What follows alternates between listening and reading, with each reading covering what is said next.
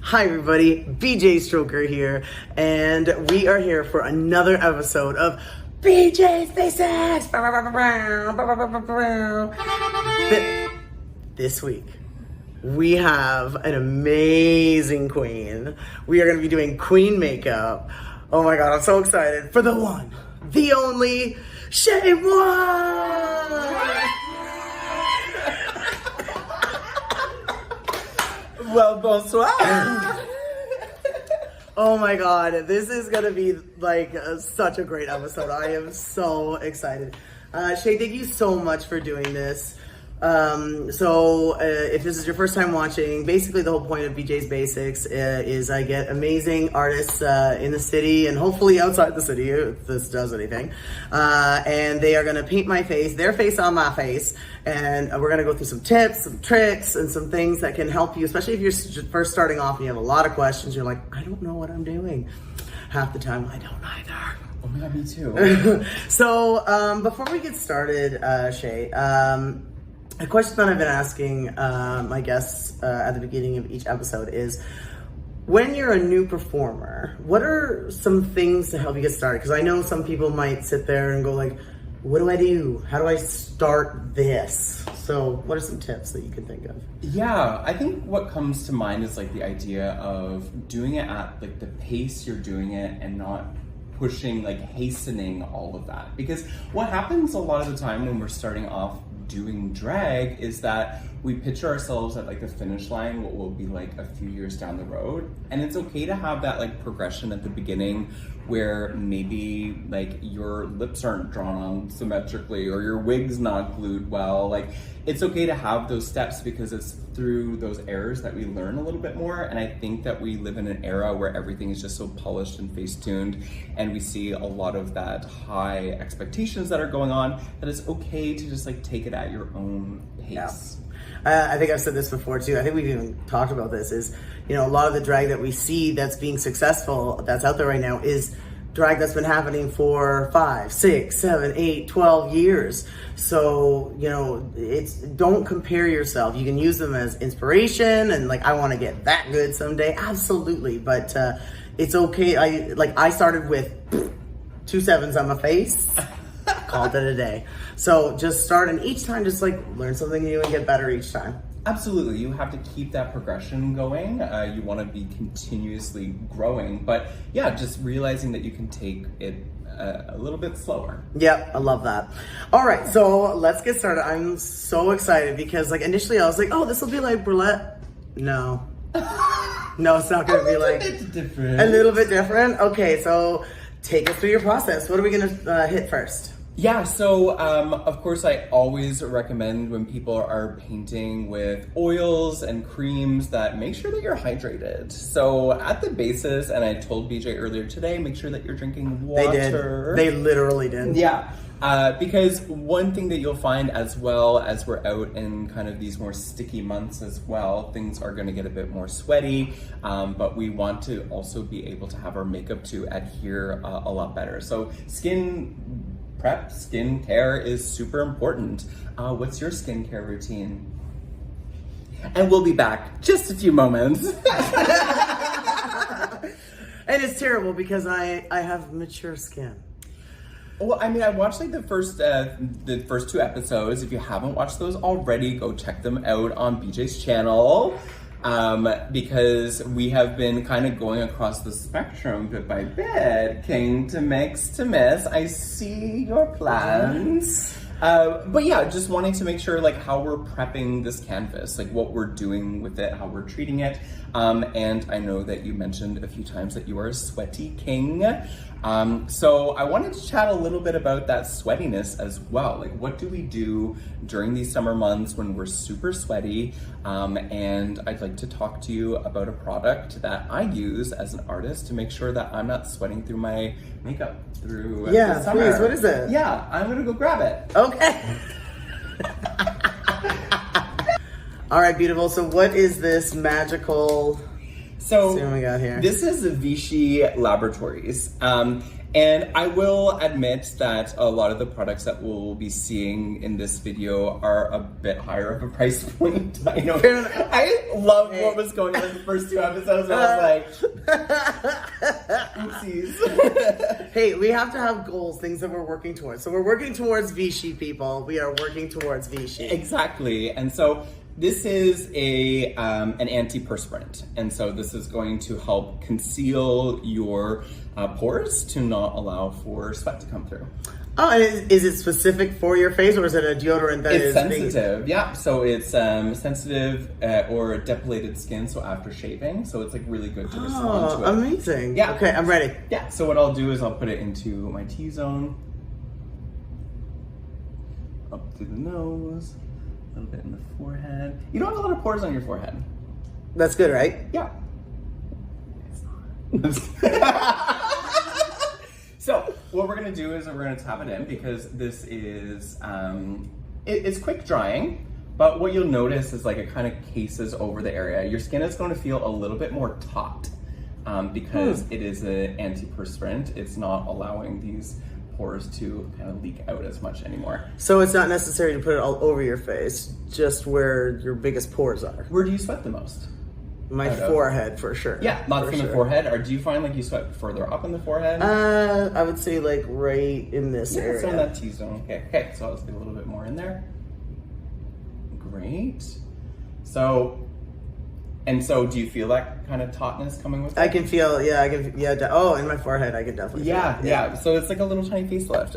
When you feel that tautness as well, you have like less desire to move the face around. So it's like kind of a little facelift in a bottle. I love that. Mm. Yeah. And then when I apply it with the finger, I can feel like the sweat glands on my finger. Oh my God, kind of that's get funny. blocked over. So yeah, that's what I like to do for kind of the basis. So we also have your eyebrows. I go in for the block, of course.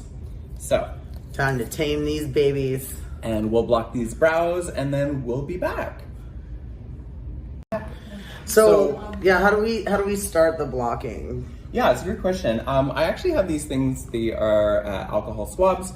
They're isopropyl alcohol. So what I'll do is I'll make sure to go over all of the brow.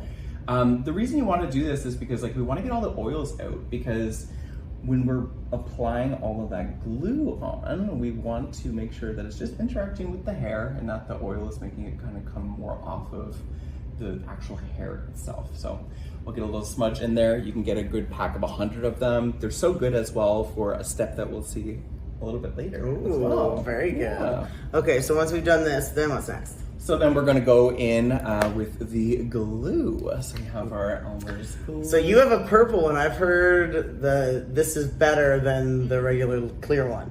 I would agree. Yeah. Okay.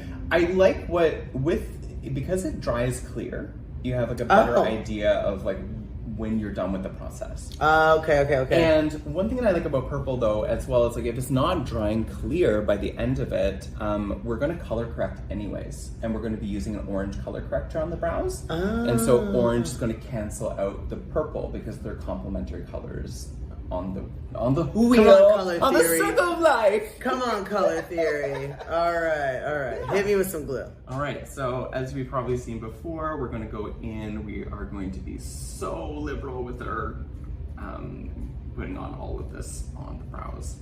We're going to lather, go against the grain, go with the grain, because the hair follicles themselves and the eyebrows grow in a whole bunch of different directions. And I think that is missed a bit when people's brows are lifting a lot. What's happening is like you're not actually being able to glue them down in the direction that the brows are growing. So nature's just gonna correct itself and then put it back to where it was before. So we're just lathering in here.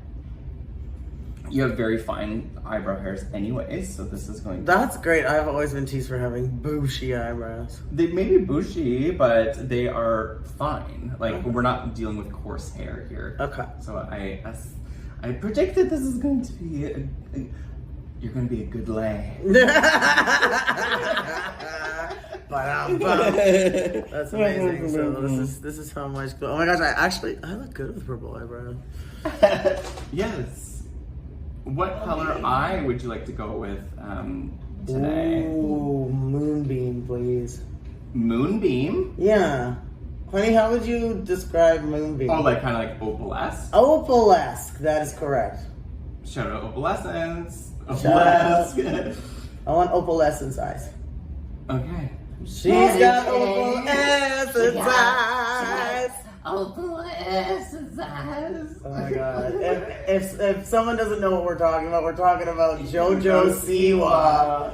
The queen of pure pop. Oh my gosh. Like, all I can, and you as a vocal coach, because that's what you do as your job, right? Is you sort of help people with their voices and wee. So I'm a speech language pathologist by training, and I've done some additional training down in Utah to become a certified vocalogist, so a professional of voice. So I know the ins and outs of how our voice works. That is so cool. I'm not gonna lie, that's pretty sexy actually. That's pretty sexy.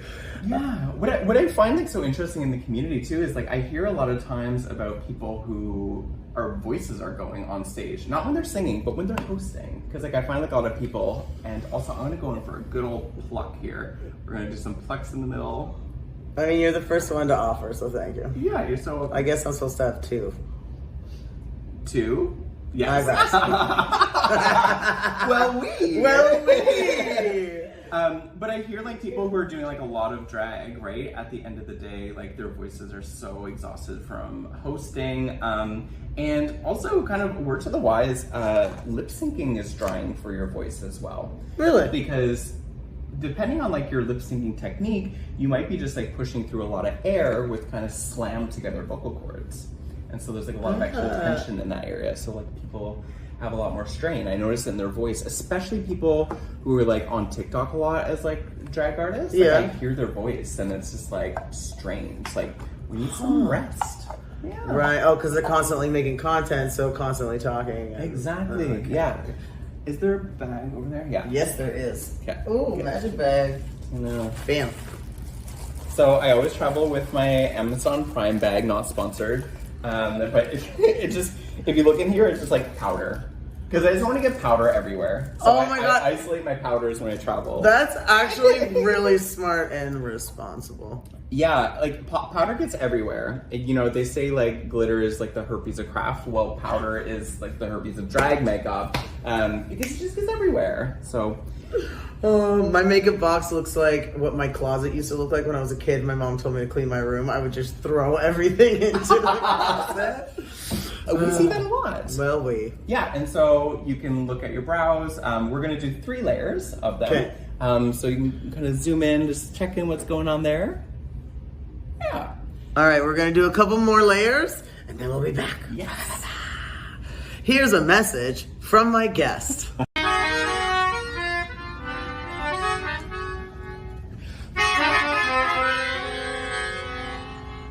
Okay, I was gonna make you guys wait until we were all done the eyebrows, but these steps are actually way more elaborate than I thought. So, we did the first layer of glue, and then you put setting powder on, Yeah. right? Mm-hmm. And then you went second glue, Yeah. and then now you've whipped out a hair dryer. Yes. To kind of speed up the process. Okay. When we're putting more layers on, the layers get eventually more difficult to just Harden? Yeah, harden. Okay. Because they're getting like a bit further away from like the skin surface, so like the warmth is not setting them as quickly. Okay.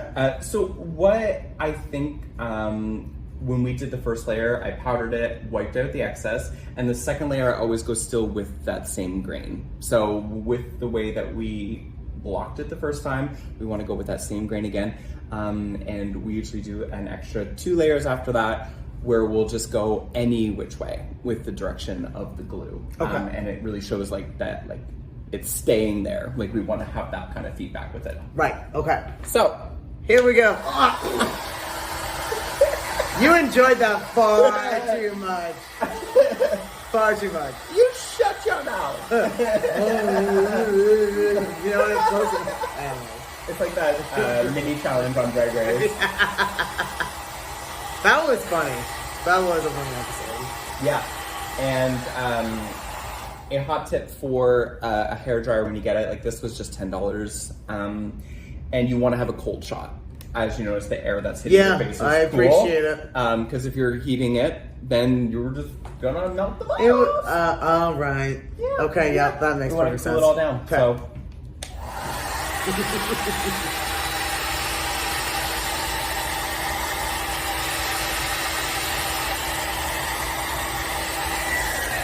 Okay, and once you do like the tap tap test, you just want to do a little bit. I usually try to weirdly. Oh wow, they feel so flat already. Wow. I know. Okay, Two layers. Because like the finger I used to help dab in, now remember like I don't have any sweat on that anymore, so not as much oil is coming out. So I'm just kind of doing the tap test to feel how it's flattened Okay. out. All right, I'm here for it. All right. So now we're going for the 3. yeah. Okay. It's third layer. Okay, here we go. Oh, we didn't powder. We didn't powder. We need to set. I know. I'm just kidding. Okay. So nervous. Oh my god, you know that feeling's correct. And so this is where we really like press it into, because the powder is going to fill in the holes that are left. You'd like that, wouldn't you?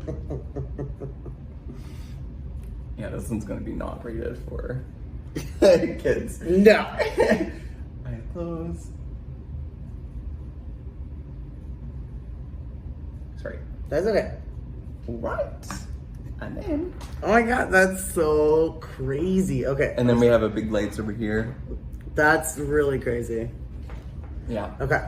All right. So third layer, like I said, we want to try to go all over now. So we don't want to just have to go with the grain. We can just. And at this point, it should not be moving. Yeah, Okay. exactly. And my trick to this is, someone was like spraying some liquid on it, but I just go, huh?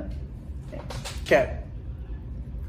Rhythm did that too. I don't know if Oliver did it. Maybe he did. Go back and watch, everybody. Tell me. Let us know in the comments. Let us know in the comments. Who did it? But yeah, that seems to be such a standard thing, is licking the glue stick. Yeah. Because it's dry, right? Like I just put a whole bunch of powder on, so it's a bit of a drier surface. Right.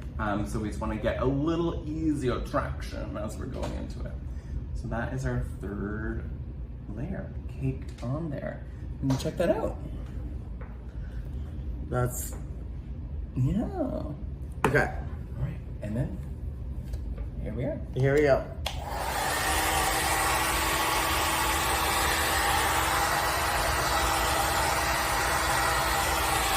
All right, so we've now put the third layer of powder on, and you've put powder on in between each layer. So I feel like, yeah, these bad boys aren't going anywhere. Yeah, because the powder is going to fill in those little spaces. And I'm going to say holes this time because breaks your tooth. So we want to fill in those spaces and want to make them like flush. And so we still have this alcohol swab from the beginning. So now I'm going to go on the outside, just where that kind of perimeter is with the glue. How close, like, do you want to try and get it as close as humanly possible, or leave a little bit of space around the brow? Oh, leave a little bit of space. Okay. Because if the glue starts lifting, we want to have a little bit of like purchase before it hits hair. Because as soon as it starts hitting the hair, like we're starting to get rid of the whole structure that we're putting up there. Okay. Yeah. So I like to have like probably like 2 or 3 millimeters above the hairline with still a bit of glue. Okay. That's usually my little go-to.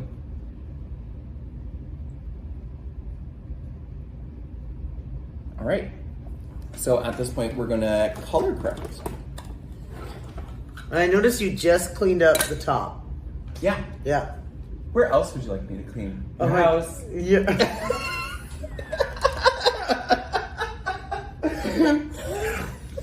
Oh, mother is mother. I love this. Okay, so color corrector. What is that? So this is like a derivative of Krylon. So Okay. we're going to be painting with all Krylon products today. So this is Ooh. Supra Color. I've always wanted to try Krylon. I'm not. Oh my god. Okay, so you're in it today.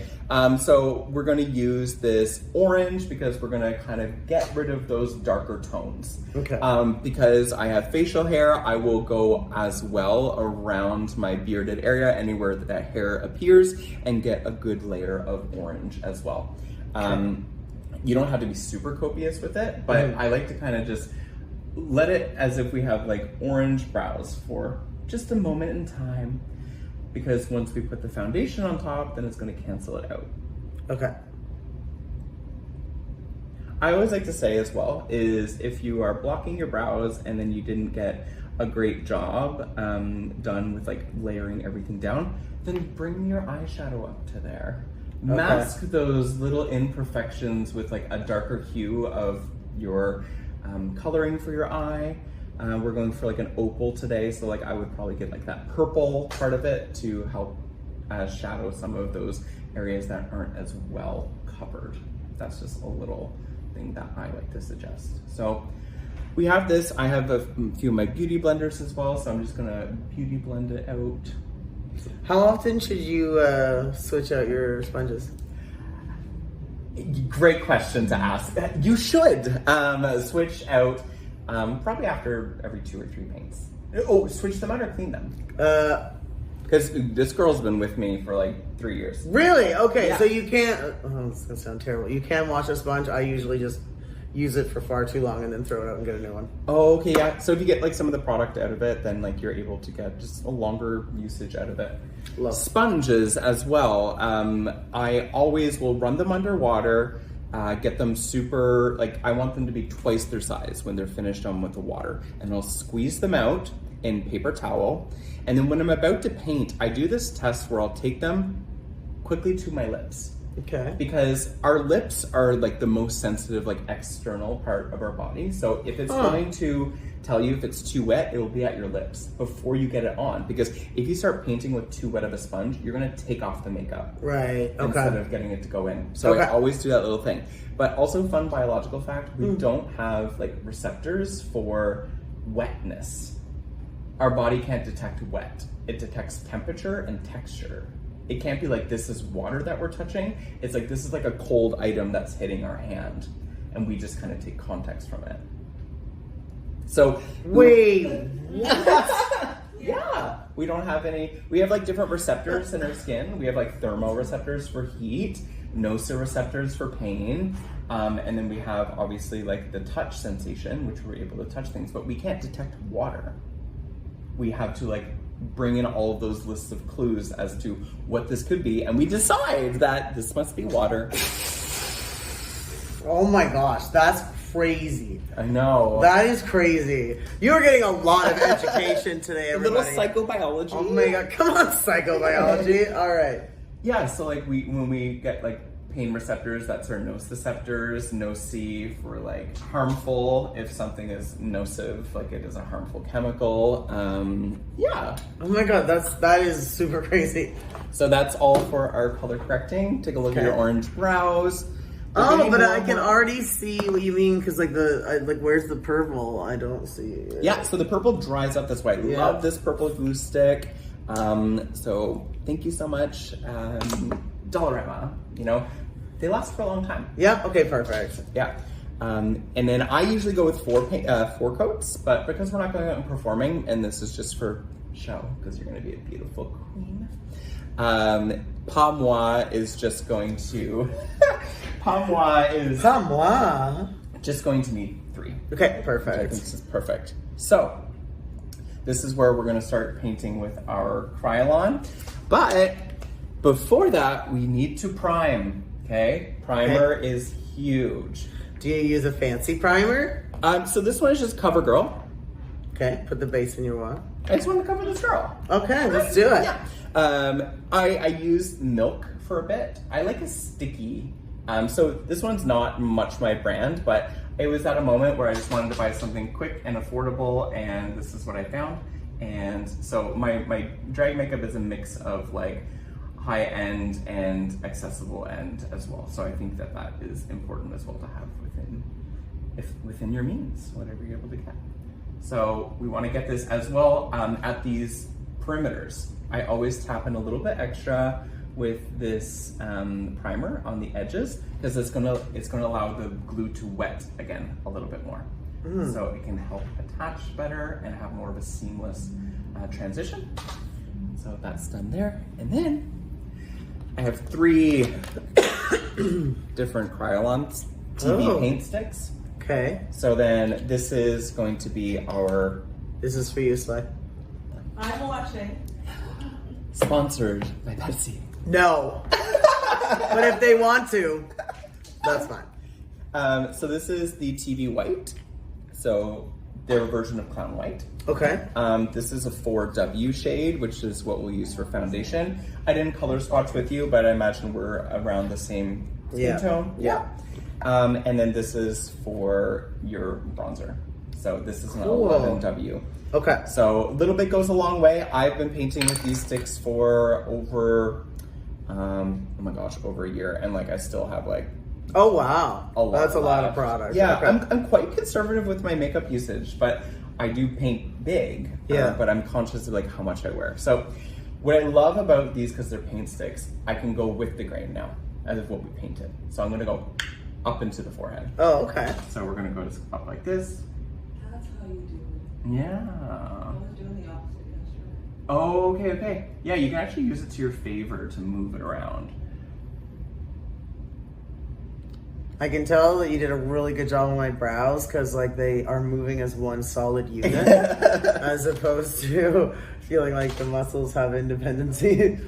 Yeah. and Oh, it actually oddly enough smells really good. Yeah, it's a good cream, honestly. And so we want to get into the nooks and the crannies. We're going to be using like 3 different shades up here on top because we're going to, I first go in, I go back and forth. So what I'll do is I'll go sometimes with, I'll underpaint.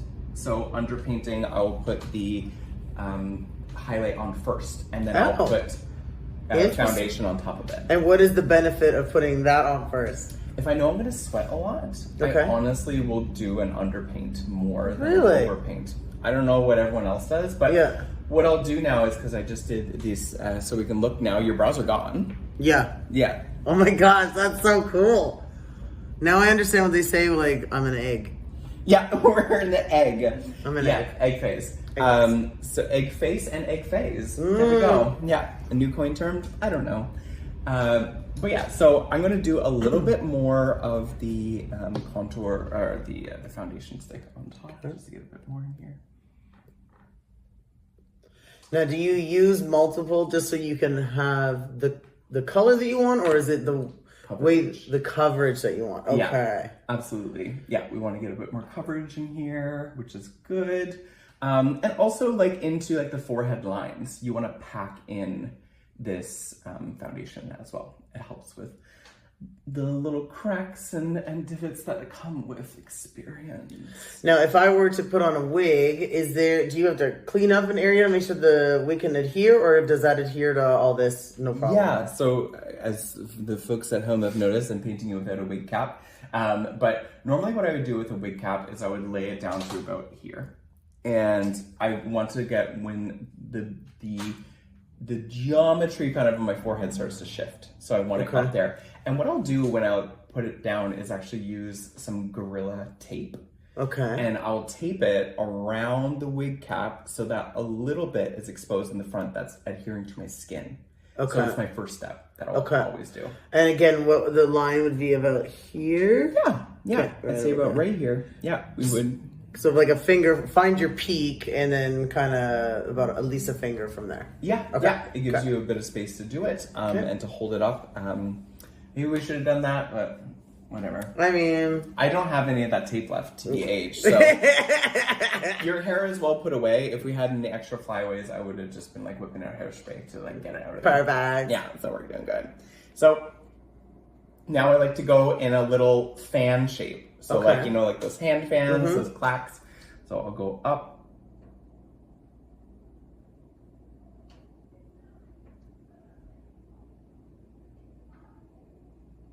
And when you're doing highlight, you want to do it on the highlights. Like, where's the light gonna hit? So take a look at that now, where we got it going on. Okay. And we're gonna blend out using a different sponge. And are you blending the whole thing or just the rim? You're blending the whole thing. Absolutely. Yeah. And I'm not setting yet. The reason I'm not setting is that we have to paint the brows. We had to draw the brows on first. Right. Before we start setting. Because if you get powder up there too early and then you come in with like a cream base, which I use for like my eyebrows, then you're not going to be able to draw it on as easy anymore. We want to paint with creams, set with powders. Always. Okay. That is the name of the game. And don't powder until you're done with the cream. Yeah. And if you're a drag artist, get some creams, get some liquids. Yeah. We don't paint with I powders. I do a lot of liquids. Yeah, a Creams. lot of liquids and creams. Yeah, absolutely. We want to go with that more like oil base, liquid base, which is good. So look how that blended out. Oh yeah. Yeah. Yeah. And then Looks great. we're gonna get a little bit of that setting powder in here. So I'm gonna use some of my Clown White, which Okay. you saw a lot in episode 2. Our family member uses a lot of Clown White. Clunkle. Clunkle. Shout out to Clunkle. Shout out to Clunkle. Shout out to Clown Lung as we're seeing this go everywhere. So we're gonna go up here, tap it out a little bit. And you're using very little.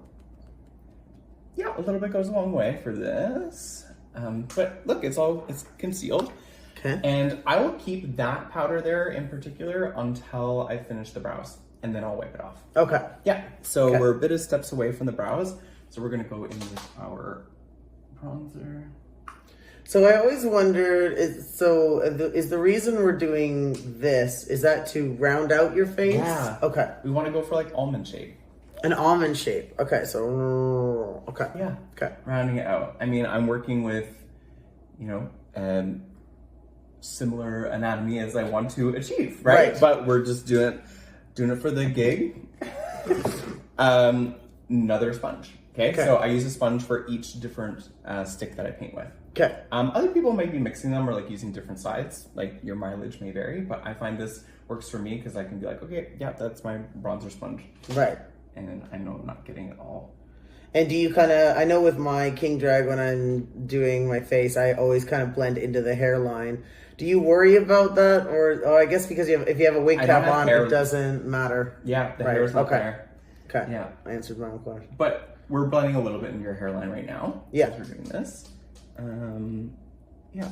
Oh my god, shout out to the bingo flappers. No, you've been doing so good. You've been like running and taking spin class. Pilates. I'm really proud of you. Oh, thank you. Whilst you're doing this though, like, so I like asking people how you got into drag. Was it just one day you went, yup, or was it something that kind of Yeah. culminated? My drag ended up being like a big FU to like what I was expected to do. And Ooh. I really wanted that to happen because I originally was like I have a big academic background. Mhm. Like I have 3 degrees and like I wanted to be a doctor at one point.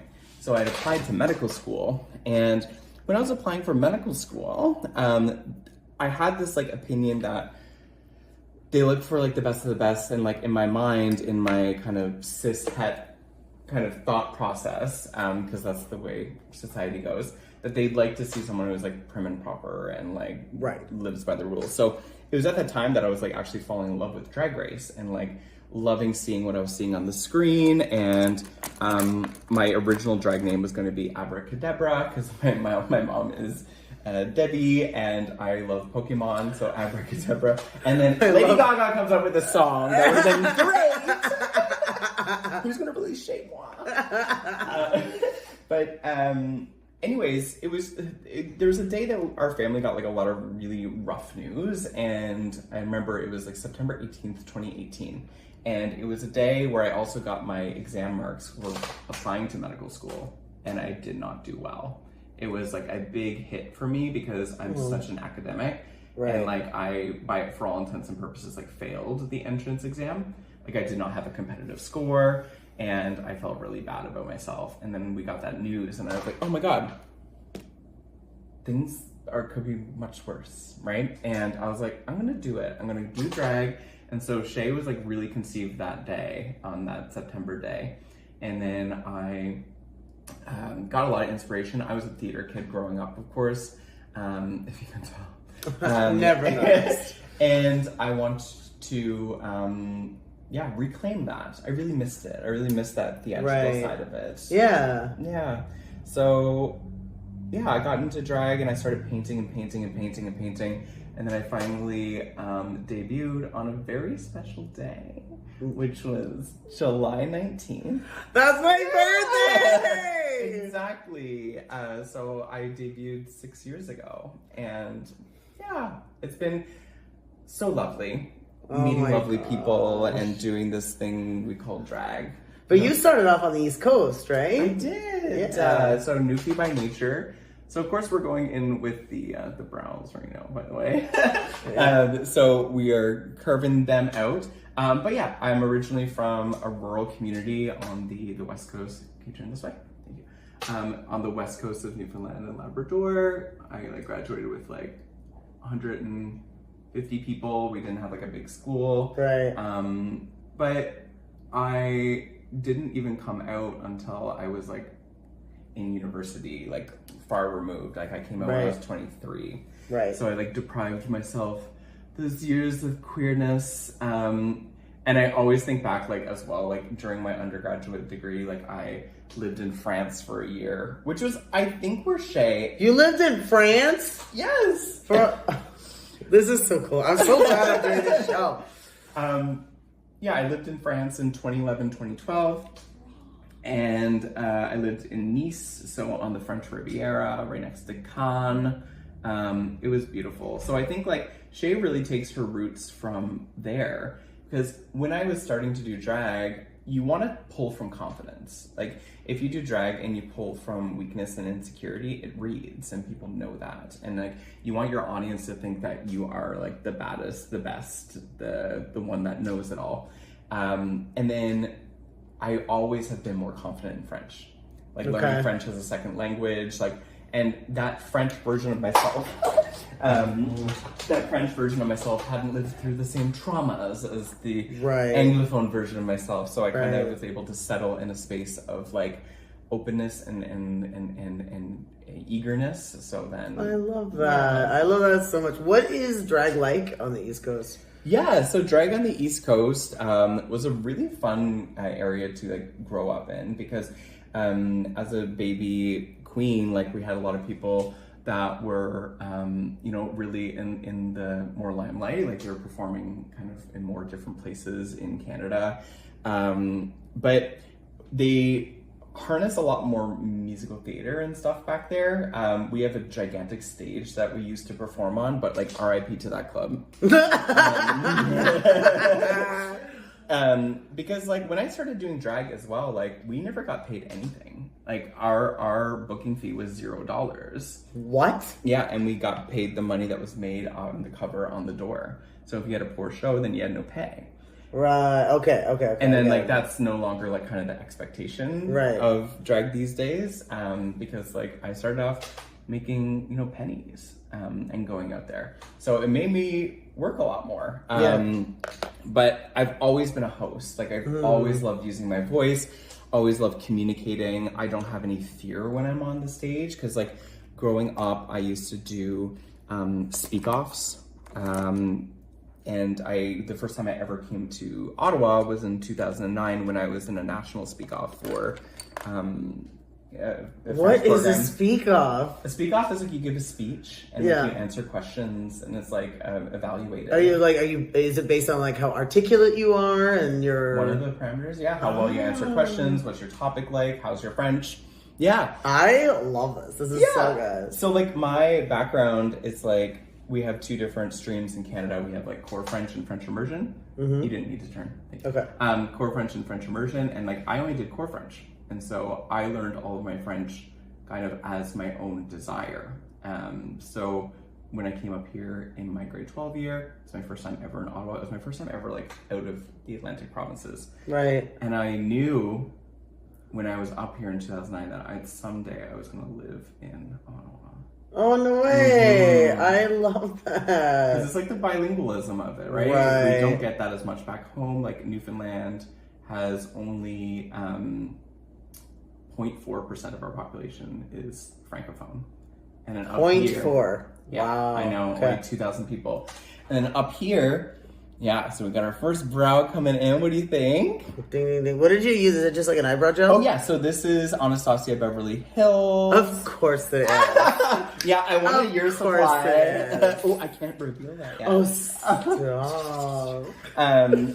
So yeah, ABH, because it's another cream, so it's gonna go super well. Right. So what I'm gonna do after this, and the reason I haven't blended, is that you want these eyebrows to pop. So I'm gonna go outside of the brows with the highlight and then blend upwards. Oh. Yeah, okay. so that's what I always do with my eyebrows. So you're gonna look this way now? This way? Yeah. I always struggle with symmetry. It's like, I can't even make them sisters. I can't make them cousins. So this is my trick, and it has never failed for me. Okay. You use your phone. What you do is when you're painting, Okay. you take your front-facing camera, Yeah. and then you put it on you, and you take a picture when you do these underlines. Really?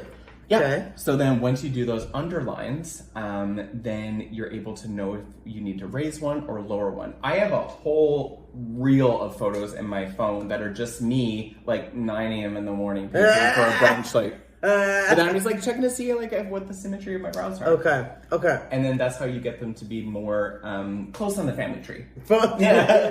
Work. Yeah, because symmetry is a bit off-putting. Because as a Yes. human, we do look for those. It's true. We don't want uncanny valley up in here. Right? And obviously it's easier to get symmetry as I'm looking at you. Because Yes. I can level that off. But yeah, that's honestly my trick. I always will use it. That's why I'm fearful if like I'm ever anywhere without like a phone. I'm like, what do I do? But a good fail-safe as well is to always just like track the line of your brows, and like however big you're making them, do that same on the other brow after you block them. That's one of my other tricks.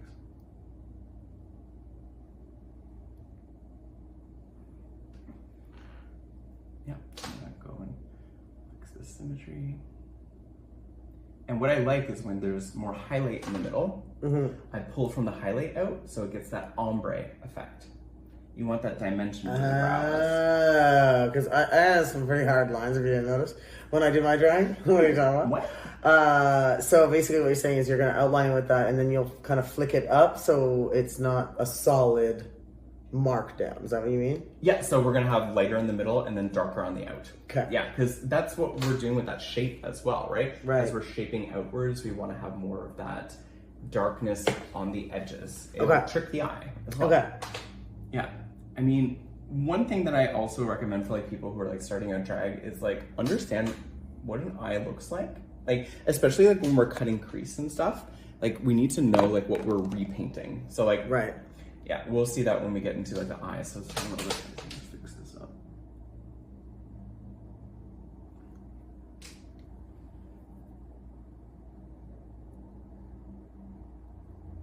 And the white concealer actually serves as a really good color corrector. If you have any errors, or concealer I meant, yeah.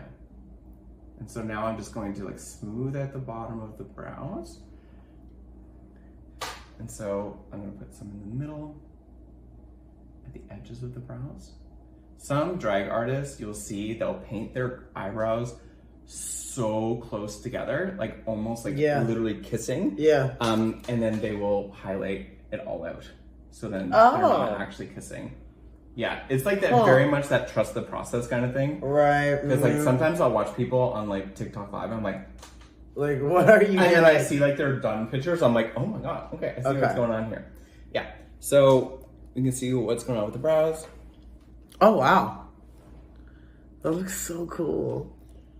Brows are the worst. I will say to anyone who's starting drag, brows are the worst. The reason why are all of the things that we've already mentioned, but you know, we're blocking them out, we're moving them around, we're trying to get that symmetry, we're working with everything, you know, and then alternatively like working against everything. So it's really challenging, and brows take a really, really long time. So I think like be patient with your brows. They will come. And like draw a picture of some brows on some napkins. Like I sometimes like take out items and just like draw what this would look like to get a better idea, because like you're able to then assess your own look. So this is me doing the highlight now out of the brows. So it just gives them like an extra pop. So if you like look into that mirror, kind of see how they pop a little bit more on the Oh, top. wow. Yeah. Yeah. Yeah, that makes a huge difference. Yeah. We're going a bit softer today. I like it. Soft drag, what an oxymoron. Also, remember to close up your products. We don't want them drying out. Creams dry out so quickly. I've been there and it gets chunky and gross. I know. Sometimes you try to do the best and then it's like nature works against you. So what I'm gonna do now is we're gonna set the forehead, but I wanna, this is something newer I've been doing, is as I've been doing the darker outside of the brows, I then paint it with this darker brown eyeshadow. Like right over top? Yeah, because it's setting. It's a powder, right? And is it a swipe or is it a tap? I like to tap a little bit more, Okay. and then I will drag. Tap and drag. Sorry.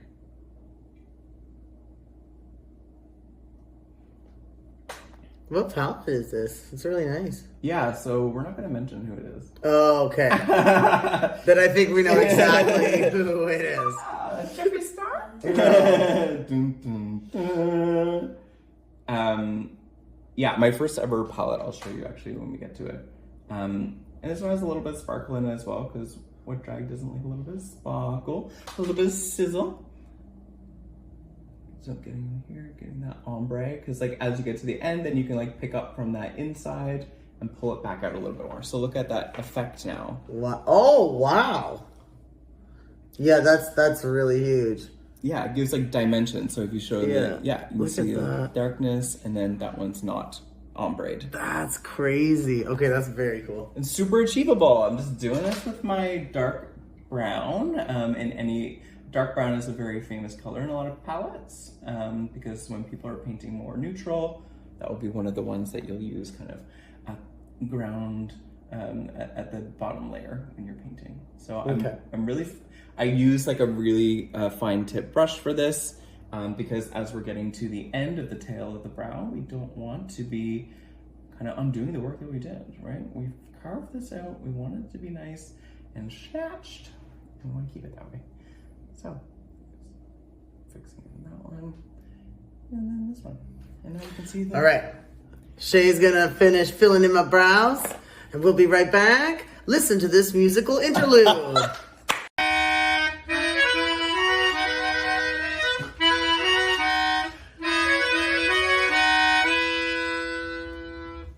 right, we are back with our brows. Oh my gosh, these look so good. Like, these look so good. That ombre effect, hopefully everyone can see it good. I'm definitely gonna try that in my drag. That's really cool. Yeah, so I take 2 steps now with my eyes. So if I'm gonna decide what I'm doing with my eye makeup, if I wanna do kind of a more muted glam instead of big drag glam, I will go in with, to draw out my extra eyebrow hairs. Okay. But the way that we're gonna paint tonight, the eyeshadow is actually gonna go up into your brows. Okay. Which is a weird trick of the eye, but I always will paint, a lot of the times, bringing the eyeshadow that I paint with up into my I do the brow same region. thing. Yeah, me too. It helps with that illusion. So I use for these, We had an ice cream. an ice cream break.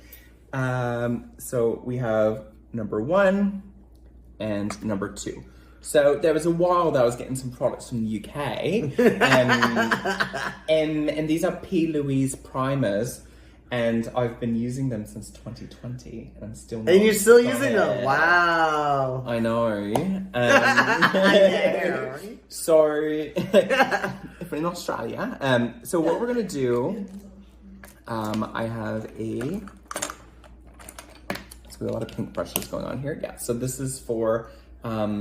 What we're gonna do is underneath the brow bone is where we're gonna add some more dimension. So I'm gonna take my white primer, and then we're gonna end up putting white eyeshadow there to give it a really big pop, because we popped it on the top. We're gonna pop, drop, and lock it on the bottom. Okay. Okay.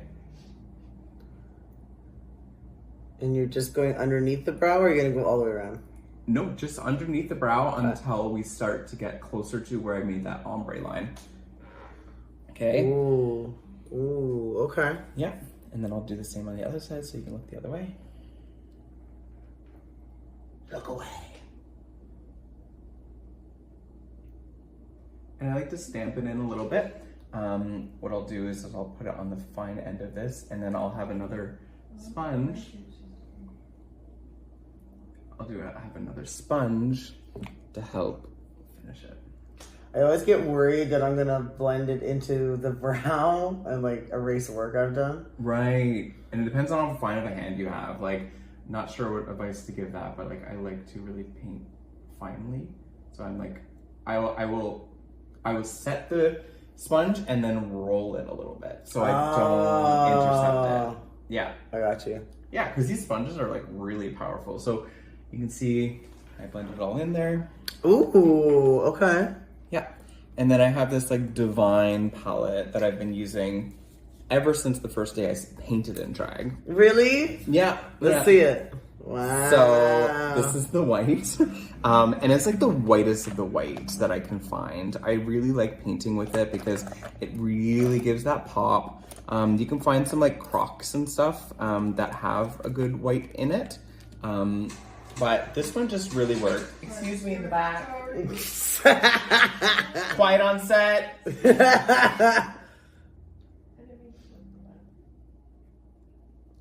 You're just gonna leave quietly.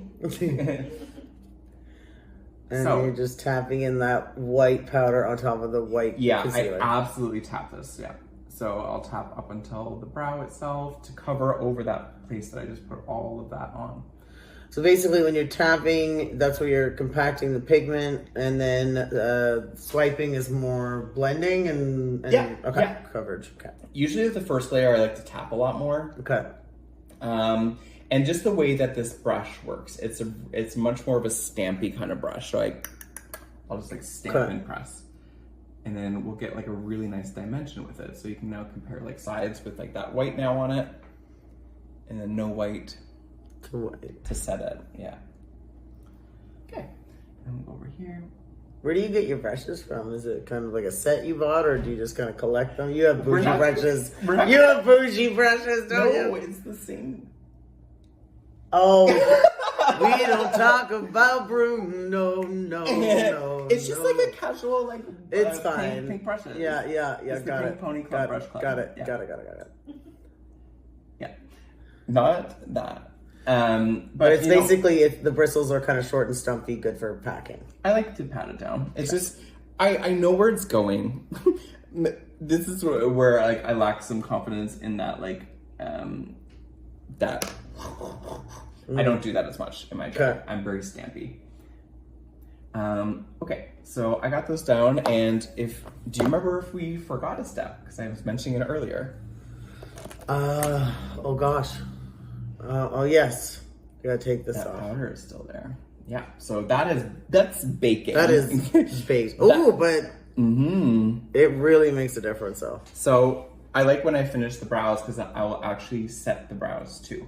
Oh, you set your brows. I do set my brows. I never set my brows. I set everything. Yeah. Now, because I don't lay my brows down, can I still set it? If it's still translucent powder, it's not going to take away from the effect that you've done. Because like what I like to do for this, and like you can see now it's like all covered up.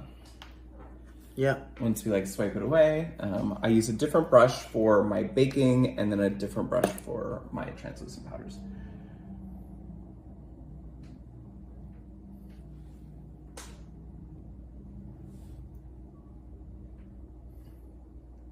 Right, so didn't lose anything. Yeah, okay. Yeah. Wow. Okay. Yeah. All right, so now we're going to move a bit more south into the eyes. So we have our other P. Louise eyeshadow primer base. Always want to prime. You want to prime your regions that you want. It's like imagining that like you're getting that canvas to be that level that you want it to be at to start painting. Like it's prepping. Yeah, you want a perfect canvas so you can depict your artwork the way you want it to be seen. Exactly. Yeah. And you, my lover, now masterpiece. And so I'll just like paint on the other side. So This one's going to be a bit more full coverage. So like I'm going to be into the inside of the brow, a bit up to the eyebrow I painted as well. And then we're going to go all the way out to meet the outside edge of the eyebrow that I painted. So this is a big space. As your eyes are closed, you're like, whoa, Shea, you are, and I'm going to be under your eye now. So we're doing a big space with this primer. So I'm gonna come in with another sponge and be able to dab this out.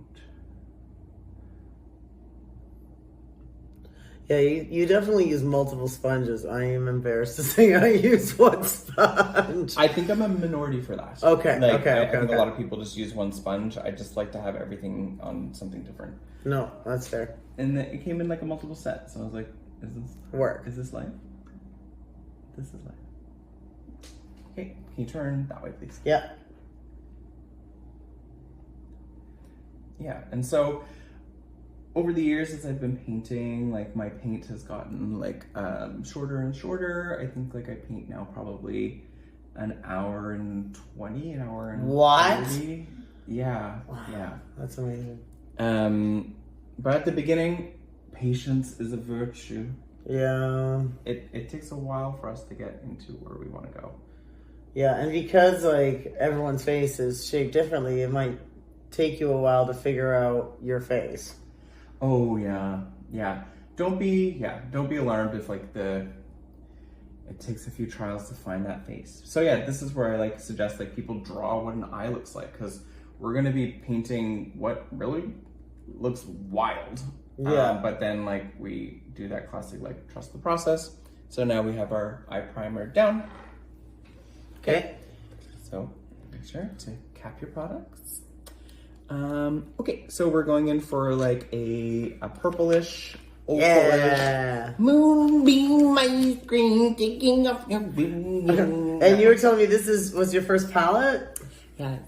My first like investment palette. My friends like inevitably like donated a lot of makeup to me when I started off my drag.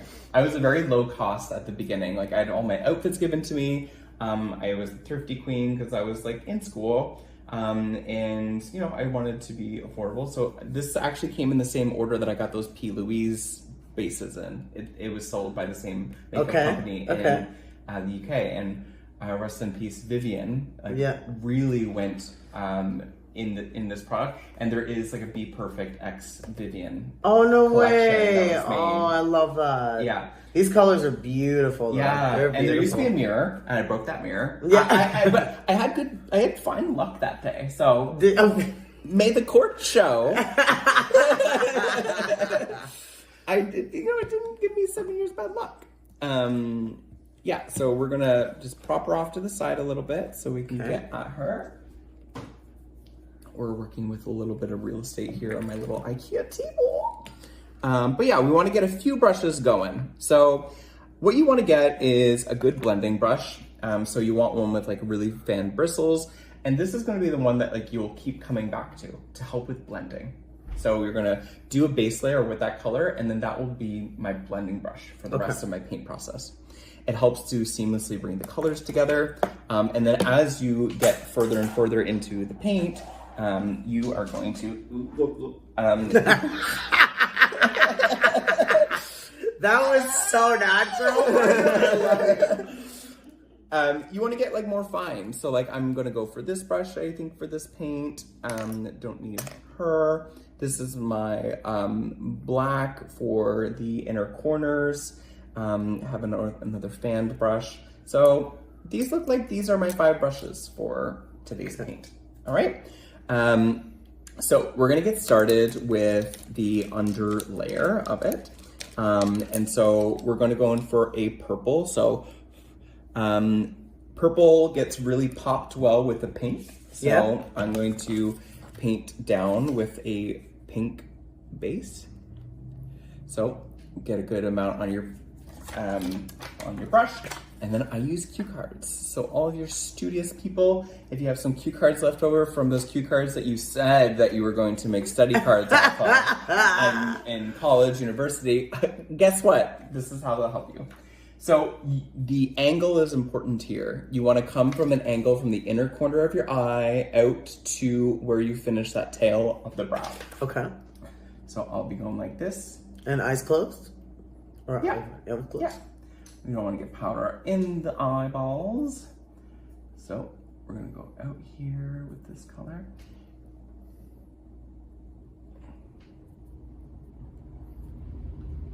So are you going out as far as the brow is going out? Yeah. Okay. Always for my first layer. Okay. The other ones have a little bit lower dimension to them. Well, that's what we'll do for this paint.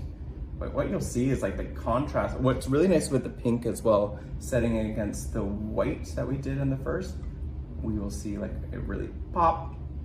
And so we'll come into the corner a bit more. So kind of see how we got that angle going. Ooh. That's cut. That's caught. Okay. And then look towards me, thank you. Close your eyes. And then now I'm gonna come in a bit more of that circly and then come up to the eyebrow that we painted.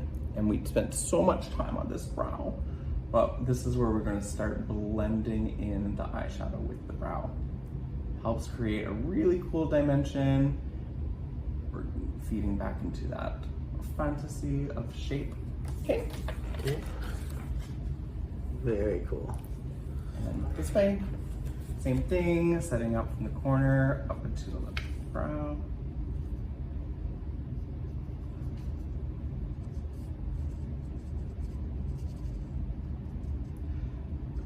So yeah, it's challenging painting other people because you gotta really take into consideration like bone structure. Because like I'm painting your shape a little bit differently because we have different brow bones, different sets of our face, different anatomy. So we just pay attention to that when we're painting as well. We want to complement structure.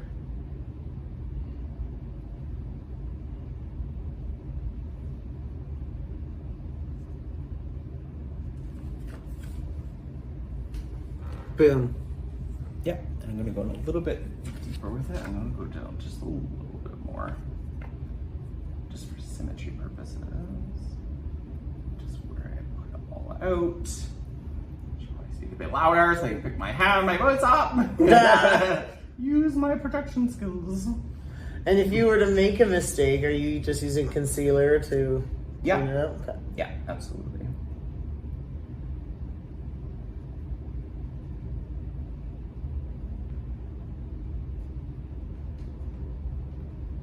Okay, so that's the first underlayer now. Ooh la la. I can already see the shape we're going for. I love that. Yeah, so we're gonna go for a bit of a darker purple now.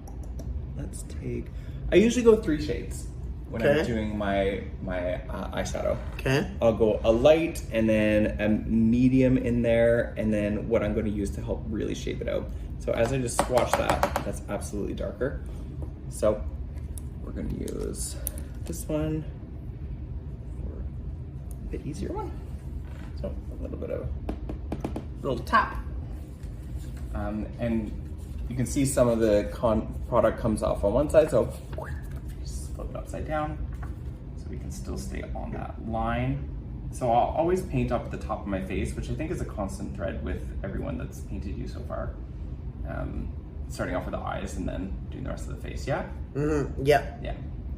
So that's always like my go-to too, because yeah, we want to, I have a lot, this eyeshadow palette in particular has like a lot of fallout. So we want to make sure that we're able to have like clean down below as we're continuing with it. And now you're just following the brow bone? I am following the brow bone and going up a little bit into the brow that we already completed.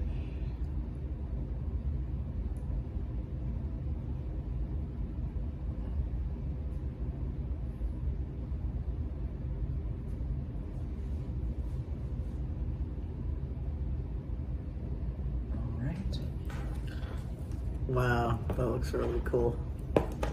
Yeah, and then I'll go back to that original brush that we were painting with. Okay. And then little circles to get that blend. And did you go all over where the pink was, basically? Yeah, yeah. help to bump up the colors as you're going Okay. to the next part. So look over here.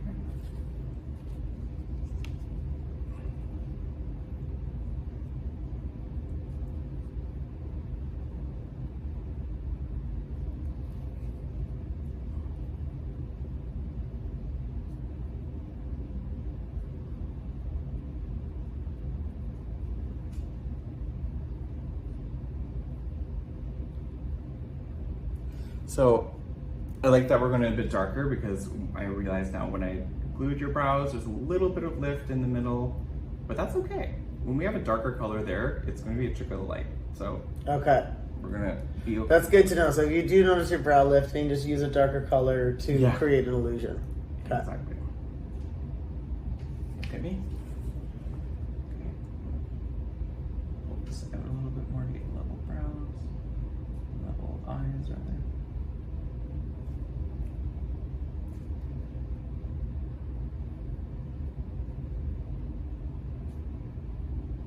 Okay, so you can look at what the shape is now. Oh, that is so cool. I love that. It looks Yeah. really pretty. I really like it. Okay. And then we're going to go in with our darkest, which we can see here, and it has shimmer in it. So Oh, fun. it's cute. I'm going to use a bit of a thinner brush. Do you usually pick like the darkest color with a shimmer? Or is Yeah, yeah, to get a bit of pop on top. Okay. And so when we go with our darkest, I usually just only go a little bit to the outer corner. I'm not going to follow that same trend line that I did with the others.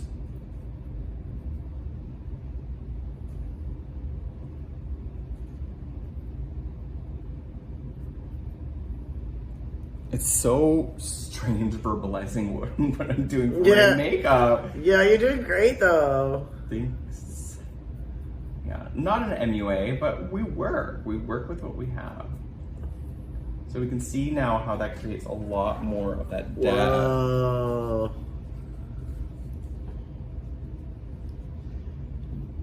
Mm-hmm. All right, cool. So Shay's gonna do that on the other side, and we'll be back. Listen to this musical interlude.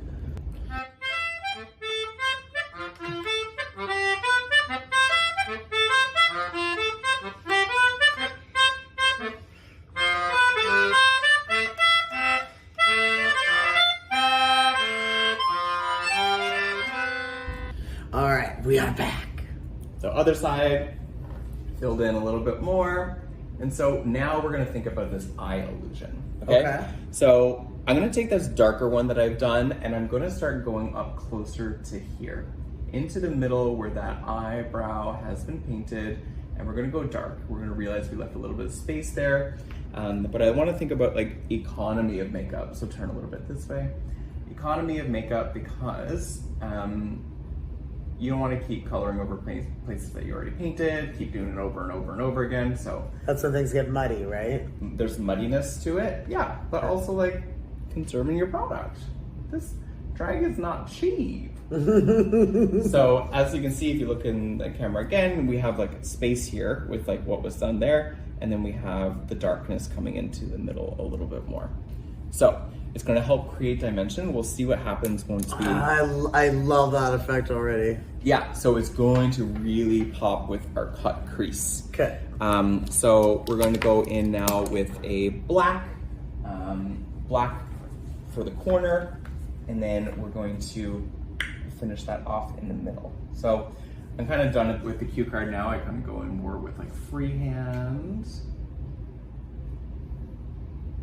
And with the black, oh, Sorry.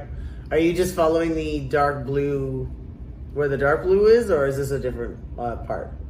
So I'm actually going to go in on the eyebrow, the Eyelid? as Okay. well. Yeah, and so we're going to start making that shape come out. So it's going to eventually be covered with eyeliner, and then reset with a little bit more of this black. But Oh, so you do black powder, then the eyeliner, then black powder. I do. Ah, Yeah. After okay. just talking about the economy. Yeah. So, what you mean to tell me? And because I know sometimes, especially when I'm sweaty, I definitely get leakage, and it looks like I'm an Alice Cooper member. So I guess that helps. Yeah, I think it hasn't really steered me wrong. Okay. So I pulled it in all the way on the eyelid, so if you close one eye and then look, yeah, so you can see how far it comes in, so we have a good paint line. And I did a bit of the black up here under this part where I made a bit darker already. So we're creating more of this effect, this gradient. Oh, I see what's, okay. See what's cooking? This way, look this way.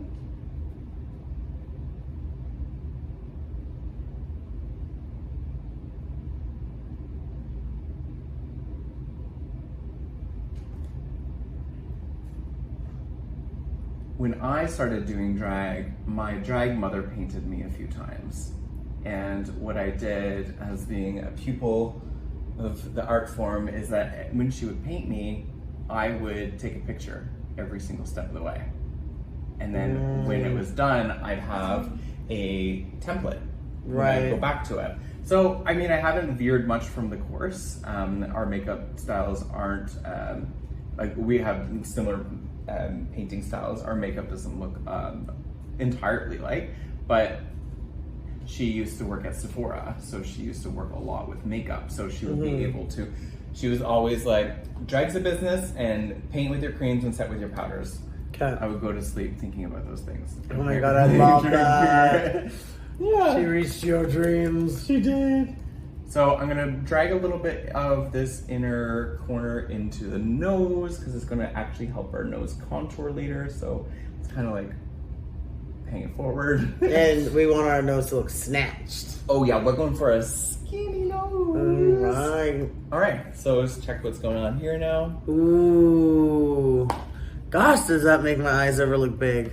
Yeah, we're going huge. Okay, I love. So now we're gonna cut crease, which is scary for people to think about. Okay. And that's like the groove in between my brow and my lid. Yeah. Okay. It's your new lid. It's my new lid. Okay. That's what a cut crease is. Okay. You're creating a brand new eyelid for yourself. Oh, okay. So that's why I always am like, yeah, sit down and paint what an eye looks like, because if we went and cut your crease into your natural eye, we would just cover what that black was. But now we're gonna draw bigger and make a brand new eyelid for you. Yeah. Okay, let's do So it. I Okay. think cut crease needs to be renamed to just new eyelid. New eyelid. I like this. I like this. Yeah. So I'm using a camo elf camo concealer. I know you love elf, and elf also sponsored King of Drag. So Sponsor me, Elf. Please. and recruit BJ for King of Drag. Yeah. All right, so we're going in for the big one.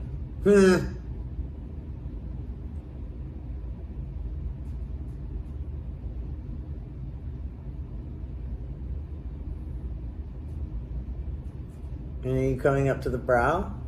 No. I'm or coming no, up to what where, we painted, where, so okay. you can get a little bit of idea. Ah, okay, okay, I get it. So we're making my eyelid this whole thing now. Yeah. Okay. Mm-hmm. And you're using the Clown White for this? Nope, this is the No? elf camo The Elf concealer. camo. Oh, no, Elf's definitely not going to sponsor me. I didn't remember. Elf sponsored me. I know. They hear you. No, they don't. They're in the algorithms. They're in the algorithms.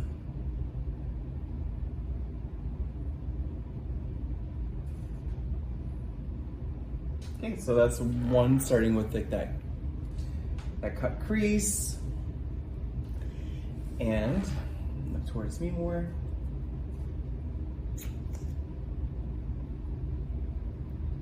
Look a bit towards the wall. Other way, other wall, sorry. Sucks when there's 4 walls in a room.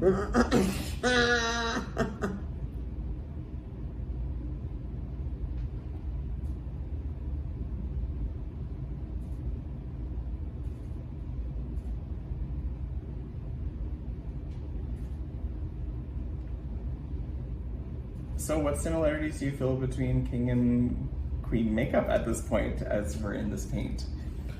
I'm noticing that it's a lot of much more rounder shapes. Like with King Drag, at least with my paint, it's a lot more sharper edges. Like even though you're using a cue card, you know, for the super straight lines, but I find so far, you make your eyelids so much bigger, where I'm not doing that. I make my brows bigger. So it's just like, there are similarities, but for different things.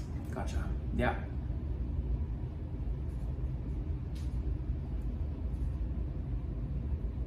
So I just wanted to find this new eye shape. We're gonna set it really well. What we're gonna do with one of the part of the sets actually is we're gonna take from that like darker brush that we use, and we're gonna help sweep and pick up some of that black pigment, and then bring it into that get it to start to really blend inwards. And so you took a clean brush and brought it down, or did this have the remnants of the black on it? Yeah, and this one had the remnants of that, Sorry. that clear one. Yeah. And so we can see how we're starting to color that in. So, ooh, okay. yeah. And then Okay. turn this way. And I'll do the same over here. And that's why I like leaving black at the bottom as well, I guess, as an ulterior motive for having that black there. Right. So that I can pick up that pigment and start with that really good shading effect, because that white is gonna come out and then we're gonna blend it in a little bit more. So, take that in the mirror. Oh, that looks like really cool. Okay. Yeah. Okay, so what I'm gonna do is finesse some of the shaping of it now with this blade tip brush. I wish I knew the names of these brushes, but this is gonna be now my blade tip brush. I mean, let's be real. None of us know the fancy names of these. Unless No. you're a professional makeup artist. We just go with this one. The one that looks like this. Yeah, unless you're the other Shea. And like, yeah, Shea would probably know. Shout out to your Oh mother. yeah, because Shea and Fee used to work with Sephora. Oh my god. And we used to work at NYX together. Oh my god, Nick. Oh, sorry, it was NYX, not Sephora. NYX. Okay, so I'm gonna go for some glitter on the inside to finish it off. We have a nice little pink glitter one in here, so it'd be a nice fun set. I'm not gonna lie. I know like the word cunty is used. Like I'm already starting to feel very like. Oh yeah, if the move, the shift. I feel something happening. Okay. I love it. Yeah, eyes closed. Let's get this color and shade in here. Because the concealer that I use like might not be as conventional as what other people use for like their Right. their cut crease, but I like how white it is. It's like jam-packed white. I had bought some from like a very famous drag artist who makes white ones, and it dried up on me. Oh no. I know. So, sorry, Tracy Martell. It just wasn't for me, and I followed every precaution. I resealed it, like I was saying. I kept like the original lid that came with it on it every time, like all the tips and tricks that they gave. But out of all the makeup products I ever owned, it was the first thing that like dried its pussy out on me. Yeah. Okay, so I'm gonna go in for a little bit more of the black, cover that in with a little bit of shimmer. The part where I get musical with my descriptions. Speaking of musical, listen to this. Go.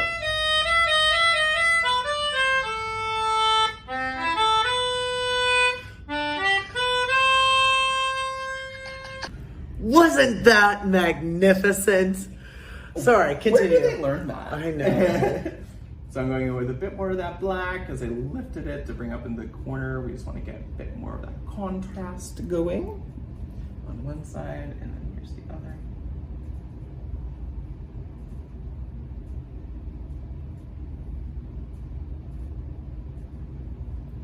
Okay, so now I'm going to use an eyeliner. Like I feel like my whole face has had a facelift.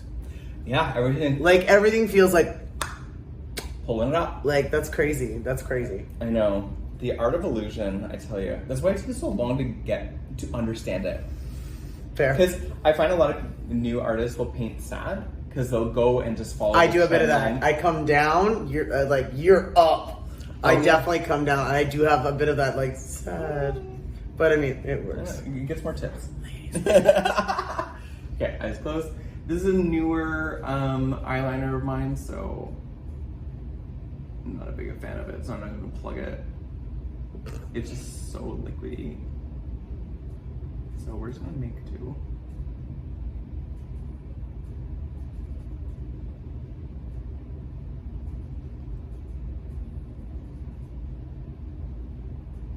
Well, I'd tell you if it was wet, but I have just learned that I can't do that. Yes! Come on, callback!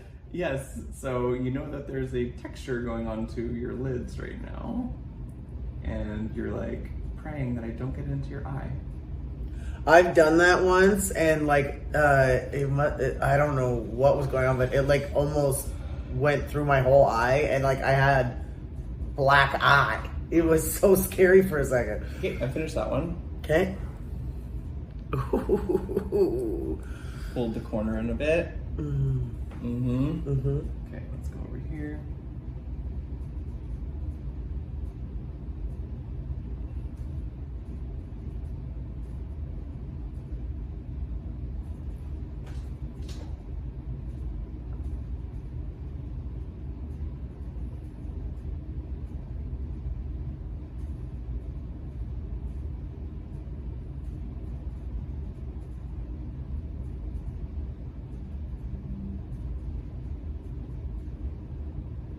And with this, you're literally just coloring in where the powder is.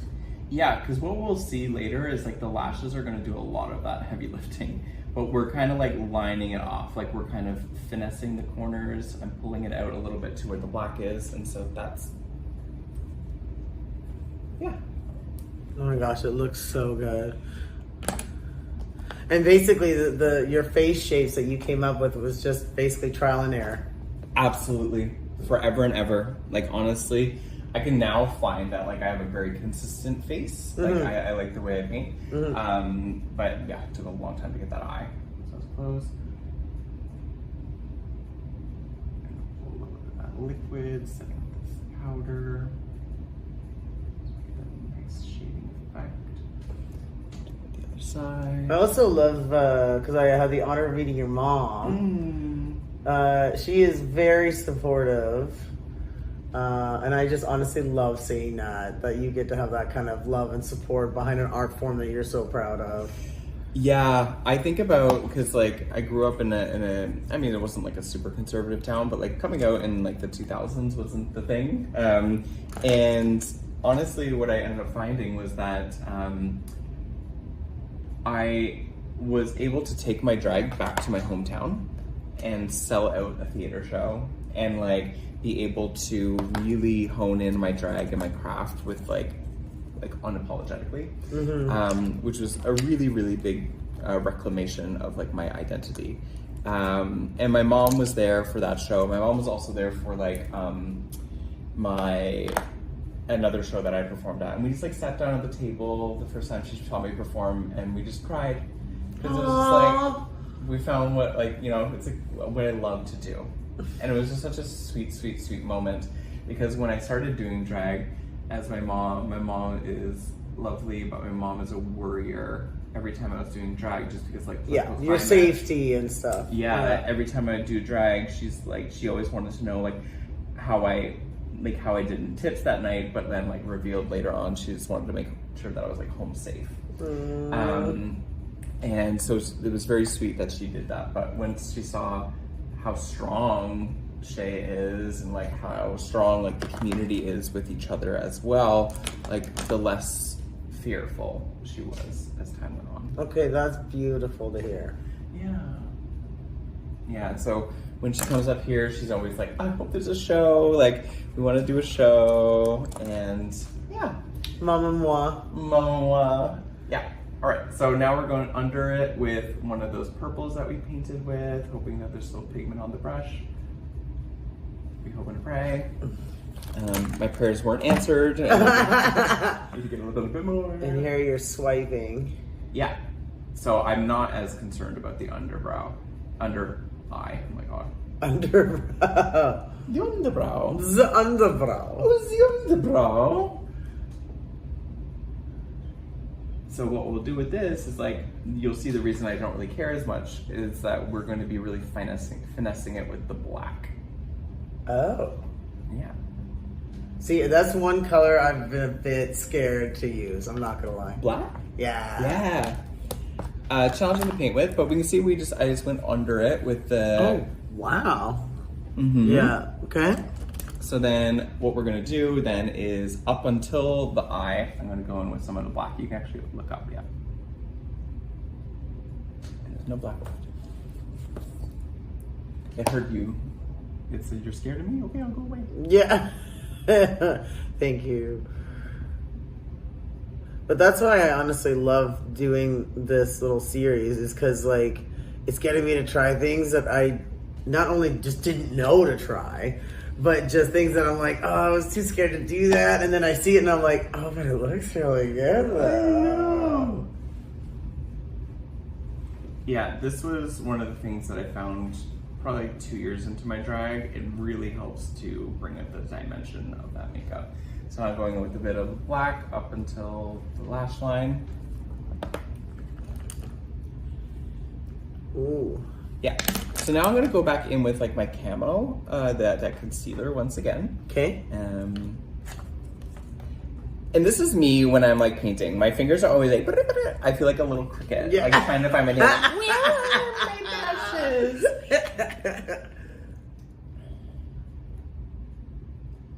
Okay, look up.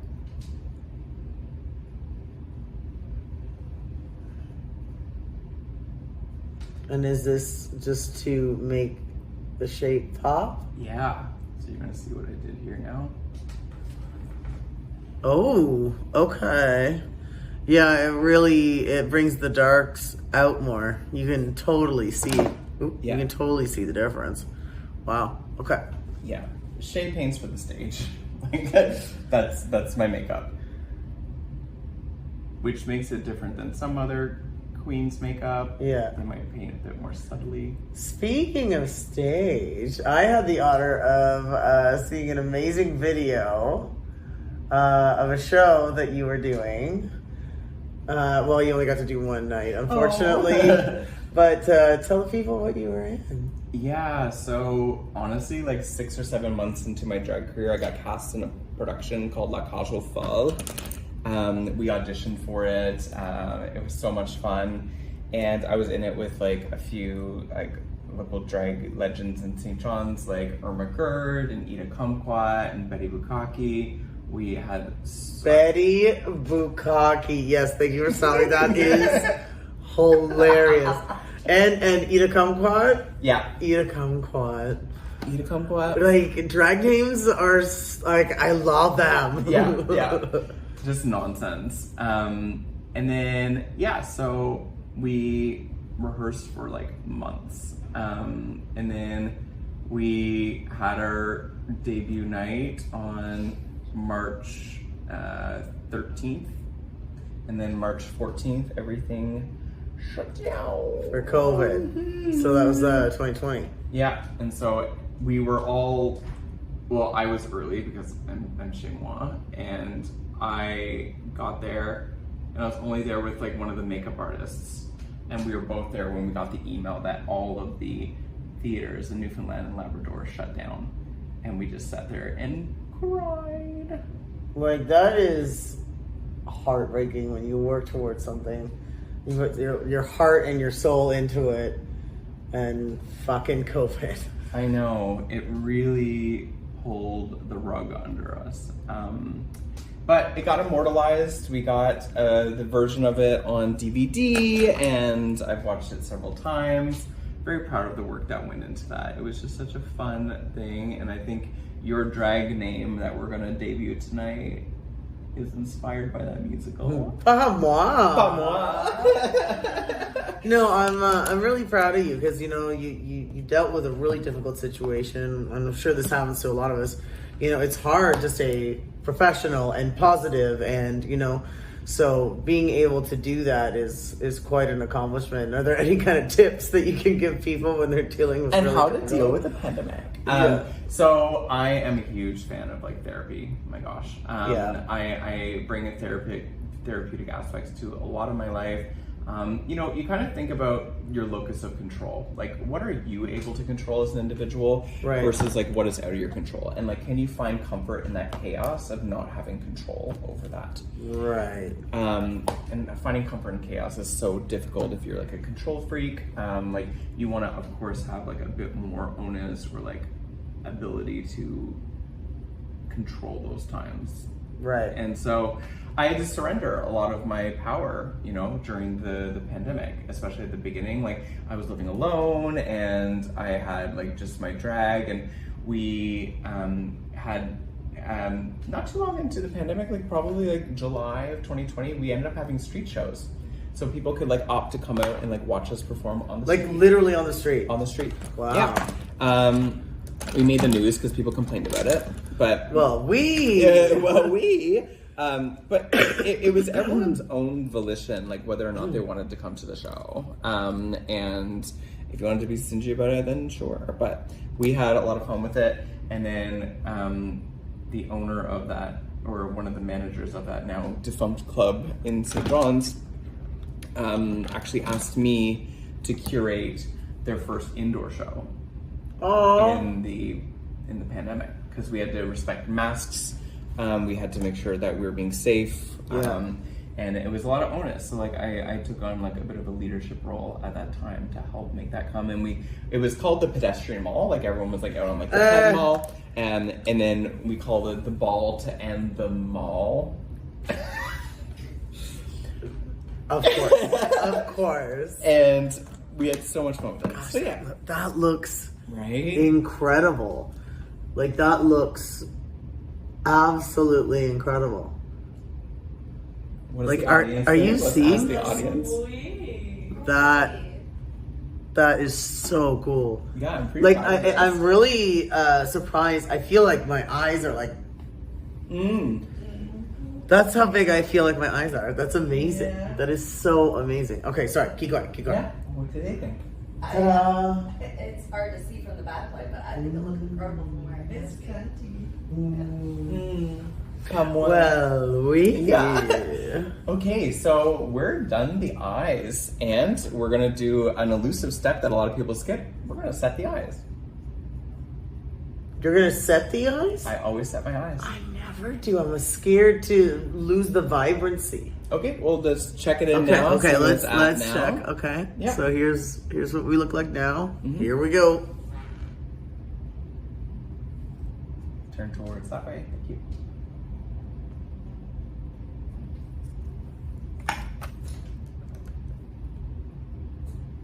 So you don't wait long between application of setting powder and taking it off. No. For baking powder, I wait definitely a long time. But for just regular powder, I just go in and take her right out. So, thoughts on changes in vibrancy? No. Okay. Yeah. And you just it's just translucent powder. Yeah. Okay. I only started setting my eyes last year. Okay. Yeah. It's a new thing that I thought of, but like we set everything else that has makeup on it. Why not our It eyes? makes sense. I think for me, I know myself, especially the eyeliner. Like, I'm surprised with the eyeliner because I do find when I do get setting powder on my eyeliner, maybe because it's NYX and not the fancy stuff. But NYX still sponsor me. NYX, please still sponsor me. Yeah. But I always find that I have to reapply the black eyeliner because it loses its intensity. Oh, but I'm not using black powder to pop it in. I can learn. Yeah. Okay. Oh my god. We're teaching all the children. Oh my God. Opening the schools. Opening the schools. And whilst we're thinking of schools, let's take you to school on this musical number. Go. Dinner's ready. Oh, what a brilliant musical number. All right, so what are we doing next? So we are now going to do the lower half of the face. So eyelashes are the last, so we're just Okay. keeping that. We can see now, yeah, absolutely. Your eye, everything is Oh my snatched gosh. upwards. And it's a very delicate art as well to like paint into the middle and then also not look cross-eyed. Because if you overpaint or are a bit asymmetrical, then there can be some of that cross-eyed. That makes sense. Okay. Yeah. So now we're gonna go in with our primer. Okay. And we're gonna do all over. We're gonna have some leftover primer from the eyeshadow a little bit earlier. Mix and match, you know?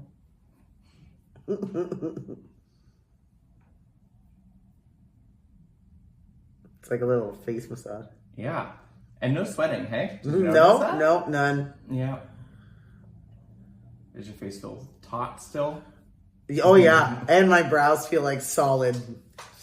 Oh yeah. Solid. Moving as a unit. Yeah, moving as a unit. Yep. Okay, so now we're gonna go in. I'm just gonna do a regular paint, so I'll do one layer of foundation, then I'll do the highlight and the couch. Okay.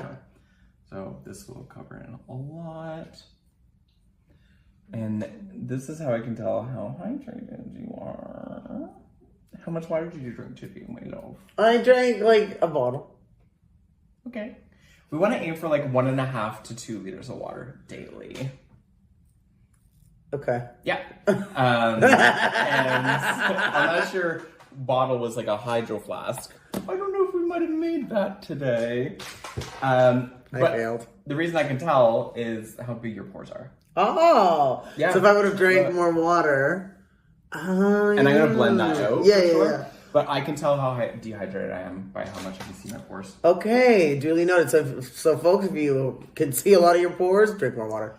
Yeah, that is totally going to be a correlate for that because the skin is going to be like recycled within the body. The water is going to be recycled within the body and then reproduced through the skin. So you will have it. And also you want to see like really hydrated if you're like lip syncing all night too, or like hosting on the mic because you're going to be using your voice a lot. Push your lips together. And when you have that, then your vocal cords are going to function a lot easier too, because your vocal cords have mucus on them. And you want to make sure that you're getting a good amount during the day to have good vocal cords to work with in the evening. You want to get those nooks and crannies around the nose. That's going to be the sneaky areas of the nose. All right. But this is really full coverage because look, you can't see any pores anymore. No. Which is lovely. That's great. And it's a lighter application. This is pretty much your shade anyways. Okay. I'm going to blend it into the chin. Blend a little bit back. So now I'm going to do... Do you do your ears? I'll do this one onto my ears. Okay. Because putting it into the shadows. Yeah. Okay, it's very educational. I love Yeah. it. Okay. So sometimes I'm not wearing with this shirt, but I will take the top off of what I painted on before because it'll still have a little bit of foundation. So this is back with the TV white. And so what we're going to go in here is we're going to go all the way up here, curve down onto the Cupid's bow, back up, and all the way up and out. And then, of course, the chin.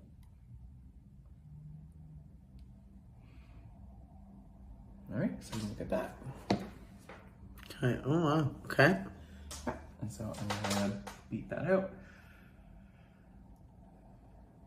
And when you paint with all similar creams with similar brands, of course, like the formula is gonna let you really get that smooth and together, no matter how dehydrated you are. Okay, turn this way. That's so funny because I felt like on average I drink not required, but like a normal amount of water. But from what you're reacting, no. Well, a normal and expected is different because I don't think people in general drink enough water. Yeah. And just in the field of work that I'm in, one of my first questions in any case history that I collect is how much water are you drinking? Interesting. Because like we're gonna see direct results based on how well. And how much water a day? Sorry again. 1.5 to 2 liters of water a day. Wow. They usually say an ounce for every kilogram that you weigh. Yeah. Yeah, that's a solid 2 liters. I'll get that. Yeah, So we're gonna bake this now. I'm gonna put the baking powder up here. Now, I noticed that you're stating baking powder versus translucent powder. Is it not the same thing? Well, I call my white my baking because Okay. I leave it in longer. A translucent is just kind of also transient. It's not Right. staying for a very long time. My transient powder.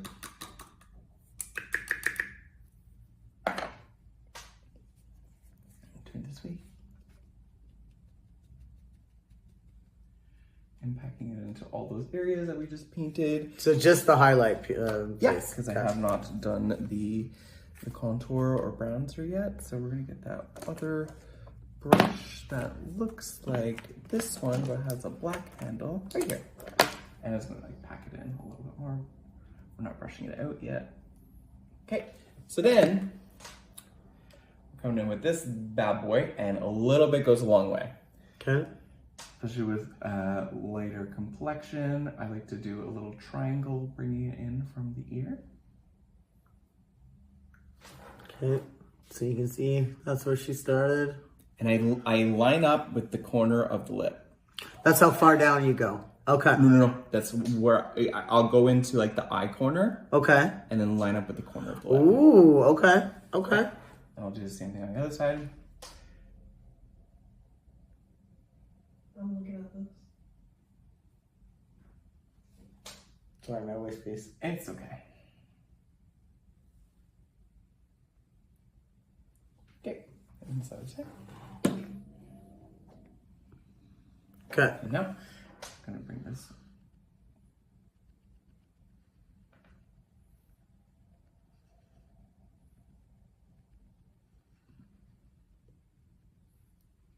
And because the other one's setting, you don't want to go far up into that powder, because once we'll brush it away, we're actually going to apply blush there. Okay. And blend that blush into this more contoured line. So you can see how far that Oh my, Right? look at the difference. Whoa, that's crazy. Right? It looks like you're doing that, but you're not. Wait, I can't do it. I'll work on it, folks. Nope. And another musical break.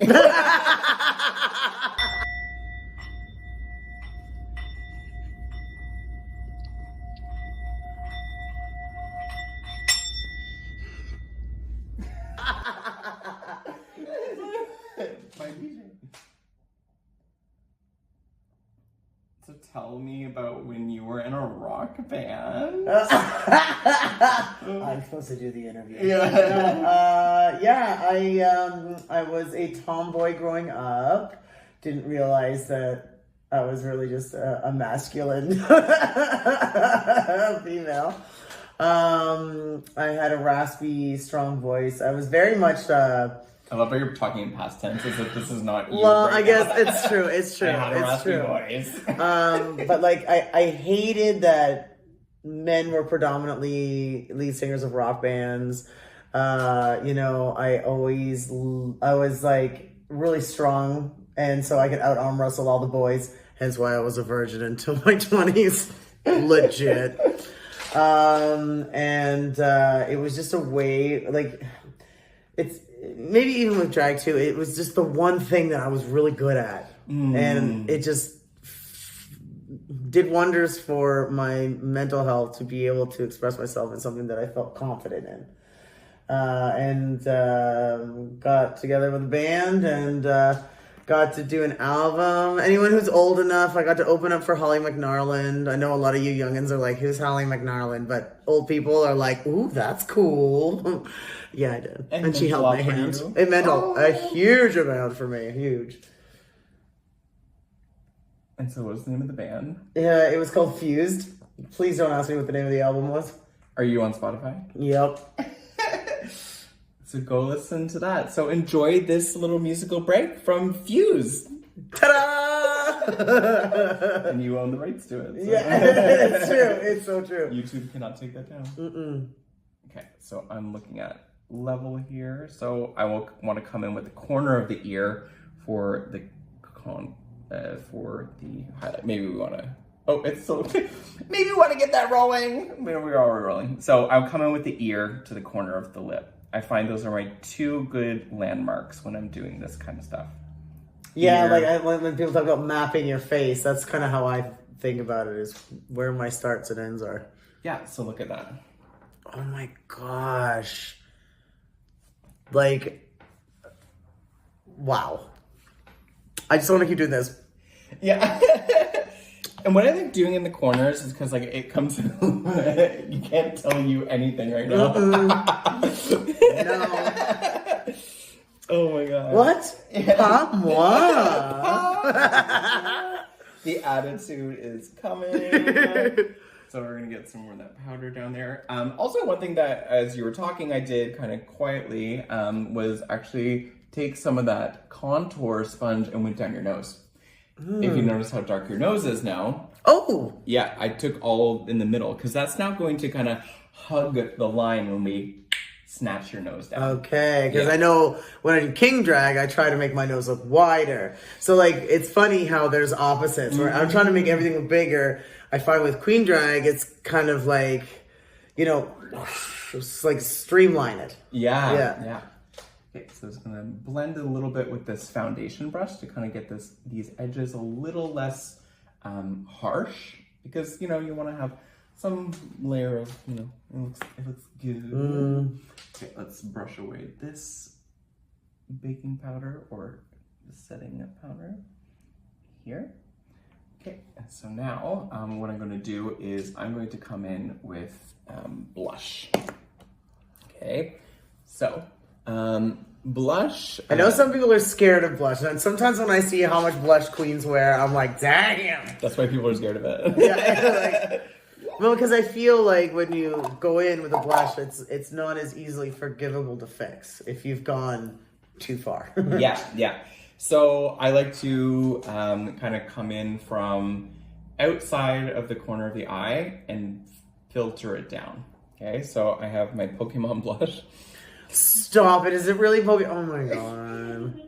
I love that you are a nerd, and I don't think a lot of people know that you're a nerd. I know. I love that about you. Yeah, I've always been a Pokemon fan. It was a big part of my childhood, and it's so wild how like I work with a lot of gender affirming voice now, and I know like a lot of the trans folks that I work with are also in love with Pokemon. So it makes for a lovely like conversation topic, and for us to like work on like different skill speech targets. Yeah. Because it's fun to talk about interests. Like people are like, I don't know what to talk about. It's like, well, let's chat about Pokemon. Can you name all 151 Pokemon for the first generation? Let's go. That's got to be so rewarding, helping someone who's transitioning find their new voice. Because that's something that I hear a lot from my trans friends, is when they go through the transition, their voice changes so much that they don't, like, it's an instrument they're not familiar with anymore, so they have no idea how to play it, I guess is the best way to. And it's like an invisible instrument, right? Right. We don't need her anymore. Okay. It's an invisible instrument, so it's hard to know like what to do to manipulate it to reach your target. So, if I'm like coming with more of like a feminine voice, like we're gonna stay like up here when we're talking. Right. Kind of think of like the ways in which like there's more of a feminine cadence when we're talking and going about our day. So we're finishing up some drag makeup, using a gender affirming voice. Yeah. I love that so much. I want to bring it to my drag a little bit more, like, and making sure that it's like showing up well, like on the, because it's like when we're working with this voice, it's like really hard to like get like the projection without having like kind of like the darkness behind it, like still have like some masculine vibes. Yeah. So like we work on all of those things, and it's vulnerable. Voice work is vulnerable because it is so inherently dysphoric.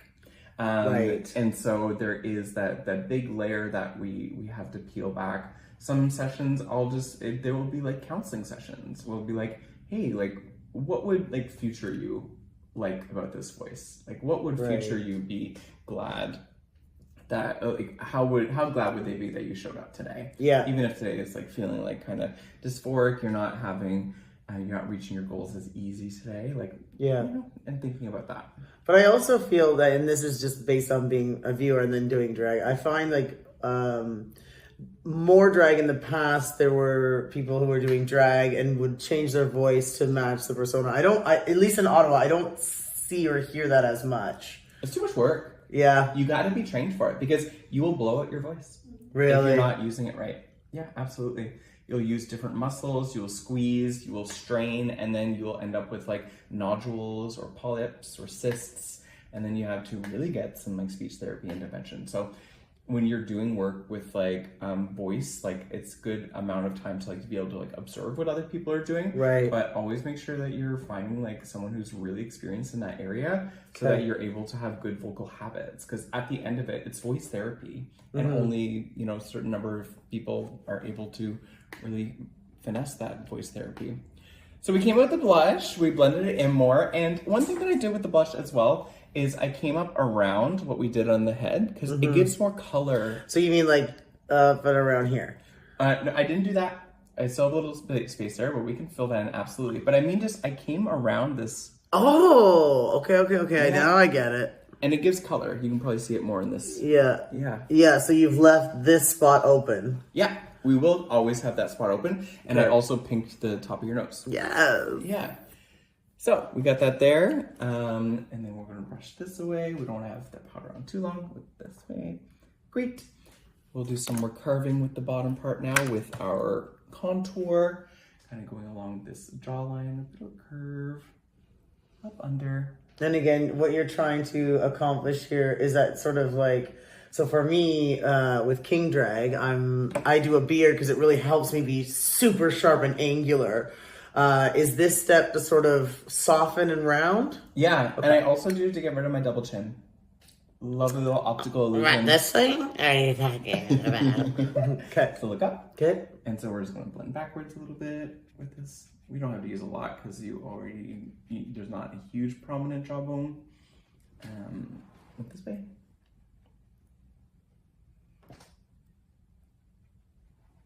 One thing I just love about drag is all the things that I was made fun of as a kid. So having a deep voice, being muscular, strong, and kind of tomboy. Like it gets celebrated in drag. Absolutely. What are some things that you celebrate about your drag when you're doing it? Oh, one thing I really like about Shea, and I don't talk about it a lot, but like I love my mannerisms as Shea. I'm so floaty when I'm as Shea. And it is talking to that as well because like I've over time have identified more as like non-binary because like I feel like some of like the shortcomings that I've had in life in terms of like identity have been that I wasn't living up to the expectation of like one or other of the gender. Like I wasn't masculine enough. I wasn't feminine enough. Like this weird kind of liminal space. And then I realized, oh, what's the space that I can inhabit and be more part of? And so it allowed more of that. So like Shea also uses like she, they pronouns. So like there's a non-binarity. Also like the two-spiritedness. I think like my indigeneity shows as well. I think about, two-spirit individuals in communities often are leaders and they are people who are healers and like those kind of traits highlight a lot with me and like really, they resonate a lot with me. Now, I'm not saying this to butter your biscuit because you're on our show, but I have to admit that from the moment I met you, you have been nothing but poised and polished, and you carry yourself with such confidence and professionalism. Like it's really beautiful to watch. Like from the moment I met you, I was like, that's what's up. Like you never look disheveled. You look perfect all the time, and it's definitely inspiring. So I thank you for being a good example. Thank you. That's very sweet. We all see our own weaknesses. And oh my God, yeah. We sit there going, wow, what a trash bag. Yeah, but that means a lot. So no, it's the truth. It's the truth.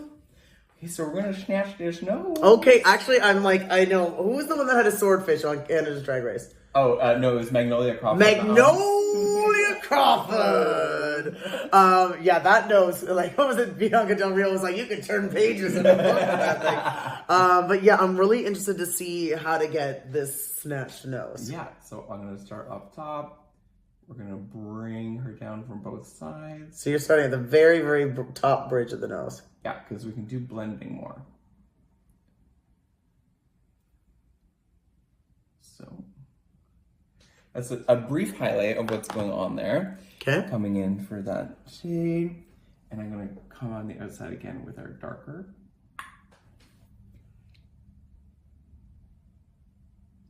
Great, and then I'm going to blend it out. So you're just gonna blend out the sides. Yeah. Okay.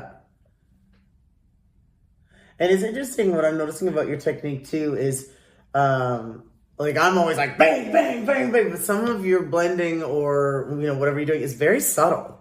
Yeah. But is still giving a large effect. That's really honestly amazing to me. The balance. The balance. The beat and the brush. The beat and the brush. Yeah, so that's a little bit like how we snatch that nose. Mm. And we can kind of add on a little finesse to the end. So this is something that I used to do. I don't do as much anymore, but I think will work better because I think your nose is a little bit wider than mine. I have my dad's nose. Oh, 100%. Okay. And so we'll do some little white touches at the top. Now this is to emulate where the light hits you. Is that what it is? It's your new tip of the nose. Oh. And I like to make it kind of like that dome shape again.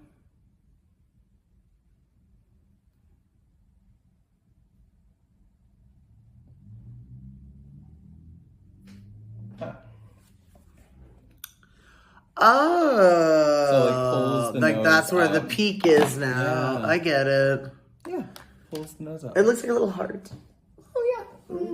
Mwah. And then just like anything else, good little. So you literally powder everything. Yeah.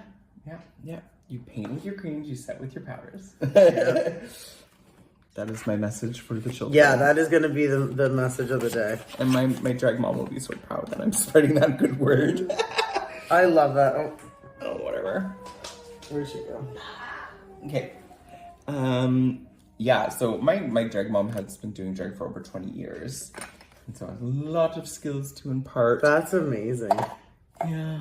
Does she still do drag? Yeah? Mm-hmm. Over on the East Coast? Yeah. Nice. Still active in St. John's. Good old St. John's. Okay, and we can't be a muah without the lips. Okay. Right? I'm so ready. So, I have small lips. Yeah, not anymore. So we're gonna get some of the foundation off of the lips. That's a good way to start. Whilst we're waiting, listen to this beautiful interlude.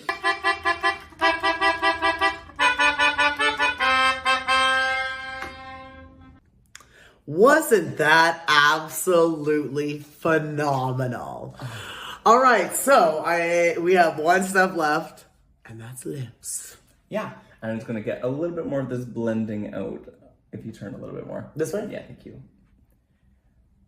We want blended lines, not harsh lines. Like we like to divide like between. There's like a very evident harsh line. Yeah. What do you mean, Shea? What are you talking about? So I got a lot of the product off the lips because it's just going to be hard because when you're going in with the lips, you want to do a liner first. So silly question. Yeah. So you know how we use concealer, to kind of create that blank canvas on our eyelids? Sure. Why wouldn't that work on the lip? We just don't want to put more product on, and it's more like wet, right? And so I find with like these cream sticks, they help as well. Mm-hmm.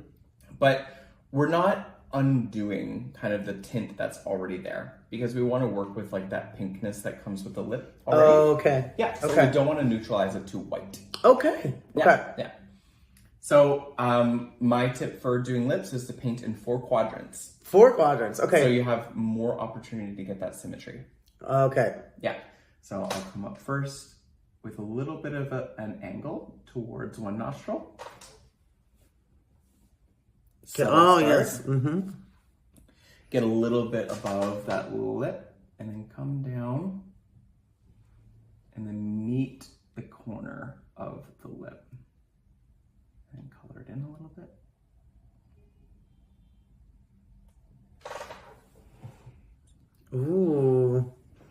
Wow, it really does come up high, but it doesn't look weird. Like, if that makes sense. Like, you're got a taking lot up of so real much estate more. there. I've got a lot of real estate there. Yeah.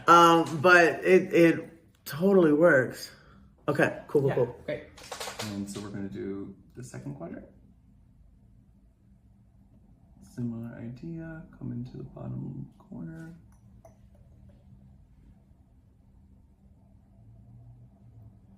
And we wanna flush this out in the middle. And like you're gonna look a little bit like that John Waters stash at this point, or Salvador Dali. I kind of hate one of those on for my king drag, so. Yeah. So I'm gonna just bring this side out of it a little bit.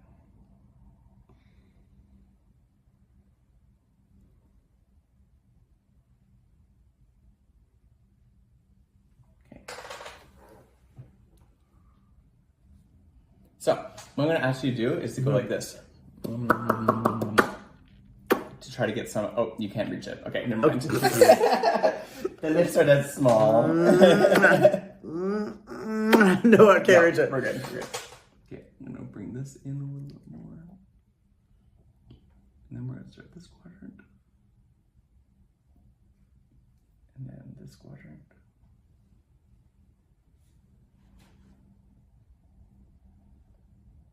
I think this is the only thing we want to try to make bigger than a king's. Is these lips. Yes. And then we get to kind of like finesse it a little bit. And I want you to like mash it all over.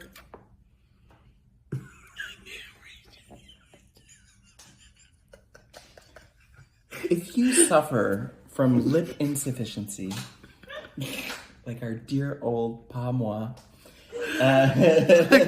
Look. yeah, I can't reach it. I'm sorry. it's just the Jillian bear. It's a Jillian bear. That's for you, Portia. The Jillian bear. The Jillian bear.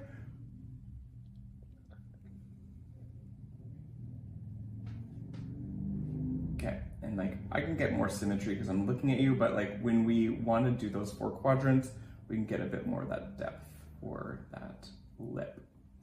So I'm gonna angle it out a bit in the corner so we can look like we're always smiling. Oh, okay, that's smart. Yeah, so that kind of raises a little bit in the corner. And this might be a dumb question, but well, you know, we might have some super noobs watching this. What is the point of the liner? Is it just really to create your template of how big you're like going to draw fill it, in? But it's good as well to serve a base between like that liquid lip that you might be putting on because it can stain more. And then the lip liner can help protect against some of the staining. Got it. Because I've had, sometimes I just put on lipstick and then I have stained my skin. Because I overpaint, right? So it works well for lips. Not so well for the others. So this is going to blow your mind, and for people that are sensitive to like how long we keep our products. Oh God. What does this one say even?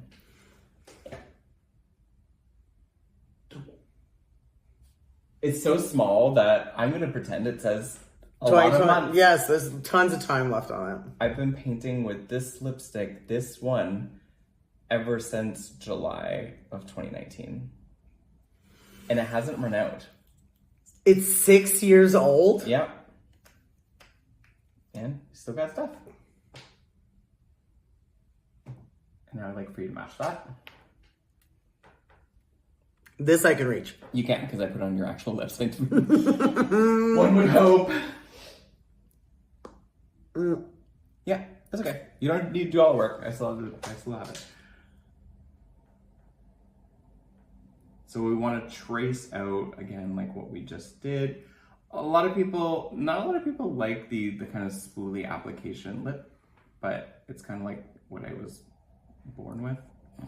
So I just kept going with it. Mash again. Great.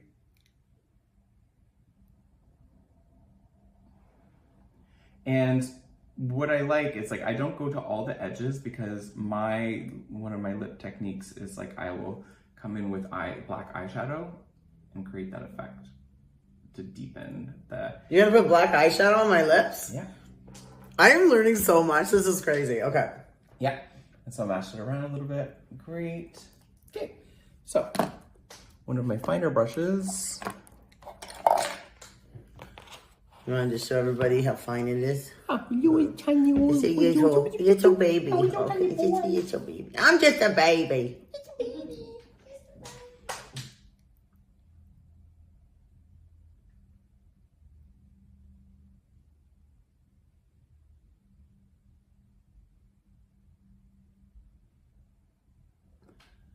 So, yeah, this is an interesting art. It gives dimension, right? We're just going in with our dimension part again. Whoa. Okay, and you're just kind of going along the outside. Yeah. I'll do the full. My lips look ginormous. Mm-hmm. DSLs. Oh my god. Lips are challenging because, like, unlike brows, we have to work with a part that comes to the center of our face, and then we have to also work on that symmetry. So I would like for you to kind of like fold in the bottom. Thank you.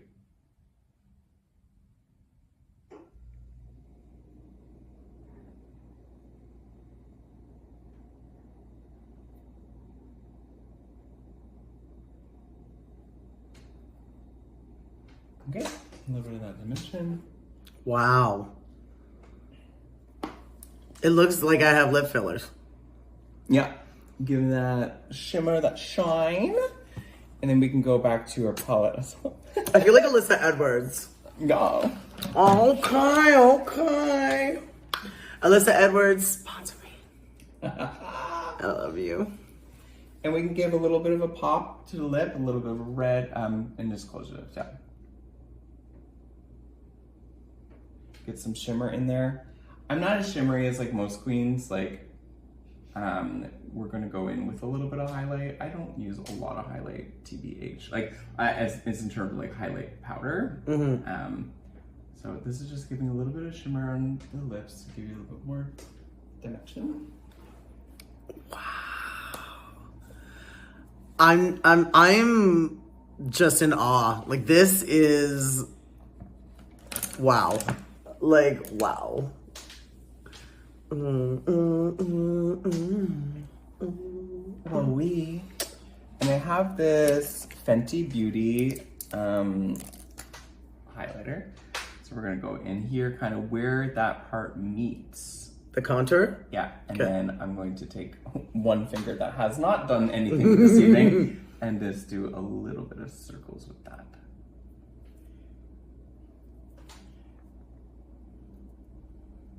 Okay, and turn the other way.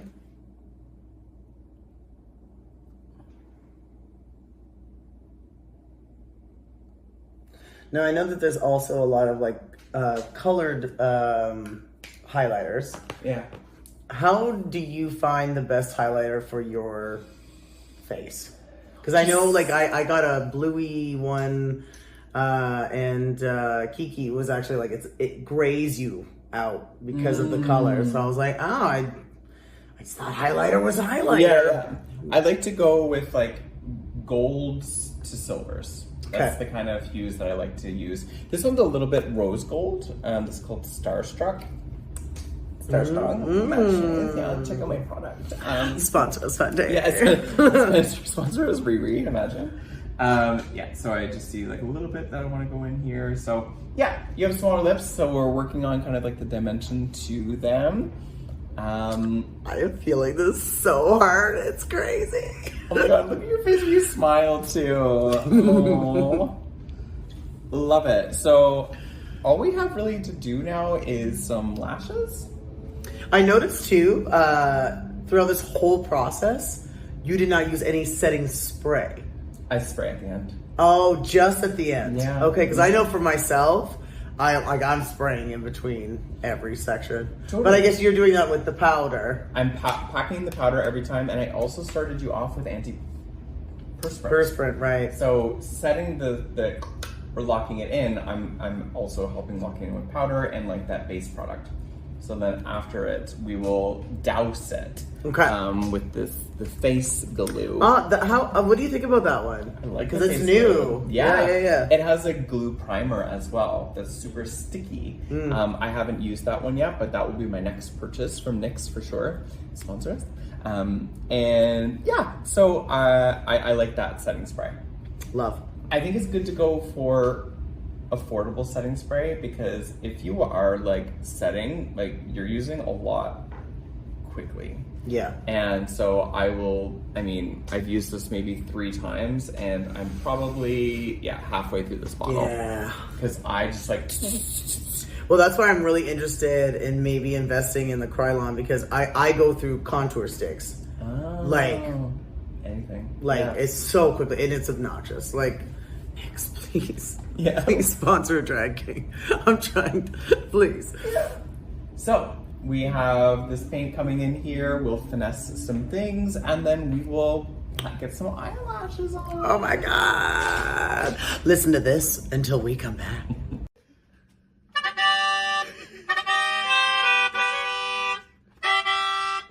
All right, folks.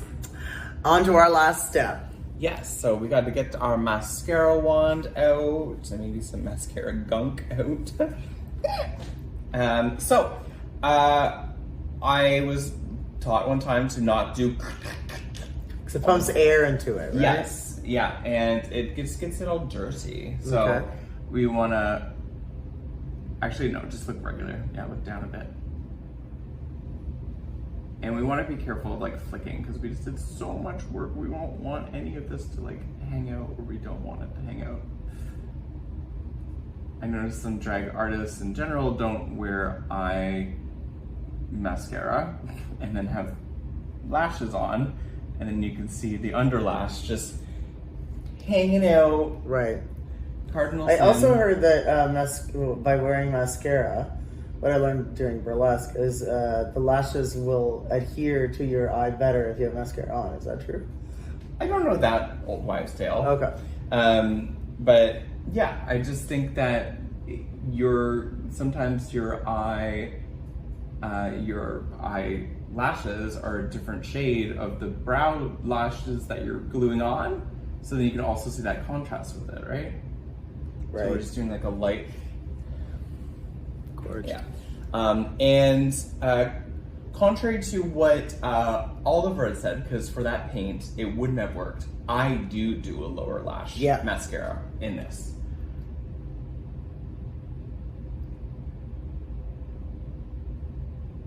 I also love that you watched the whole episode. I love you. I've seen everything. Yes.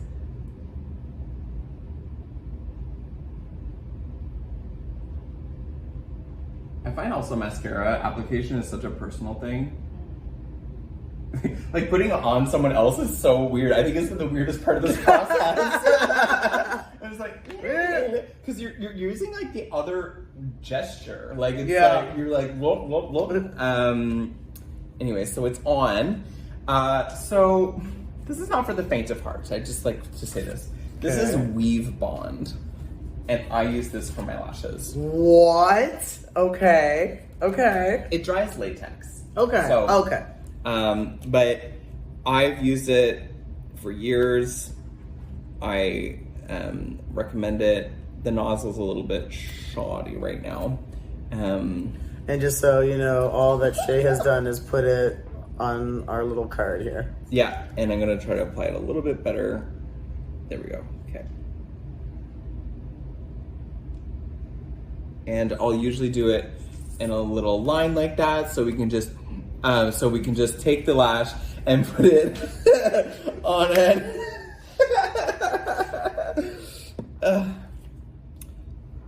Drag is so fun.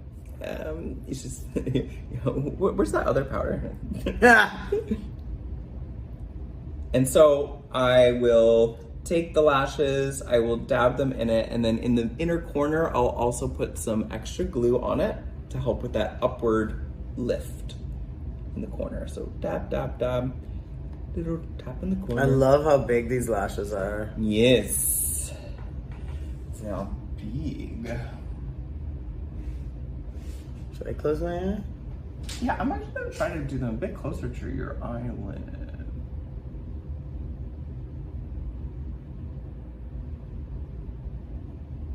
Open up.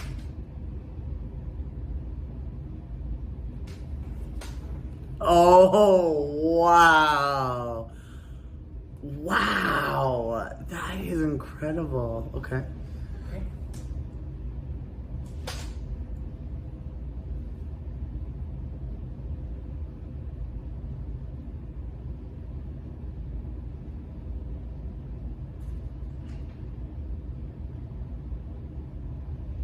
Okay, open up again. Oh my gosh, my eyes feel so much heavier. That's so funny. Wow. Mm. And so, my last touch with lashes. Wow. Oh my actually- gosh. That's crazy. Sorry, keep So going. I'll put my hair dryer on Okay. low. Okay. I think I've seen Silky Ganache do this. It was Asia O'Hara. Oh, was it Asia Yeah. O'Hara? Okay, okay. Blow them upwards.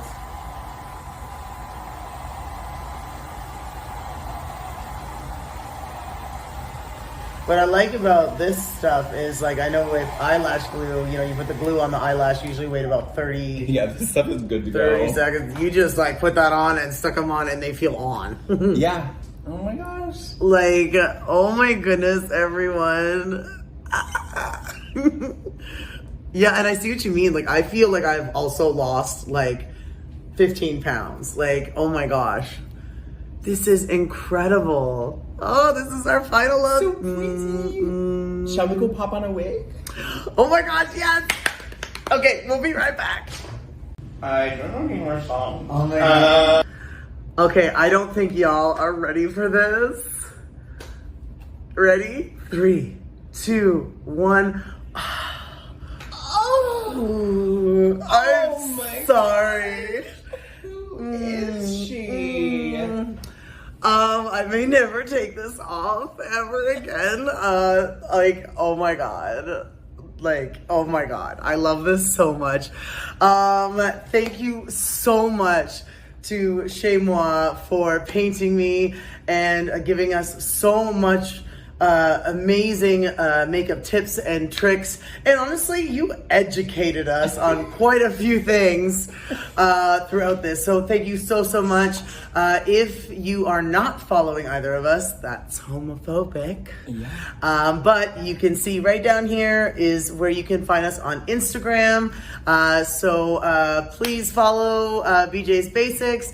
Please follow Shea Muah, and of course, please follow me, BJ Stroker. Thank you so much for watching this amazing video. We still have like so many amazing people lined up to do this. So please stay tuned for the next episode. Thank you so much. Have a good time. Bye. Pas moi. That's why.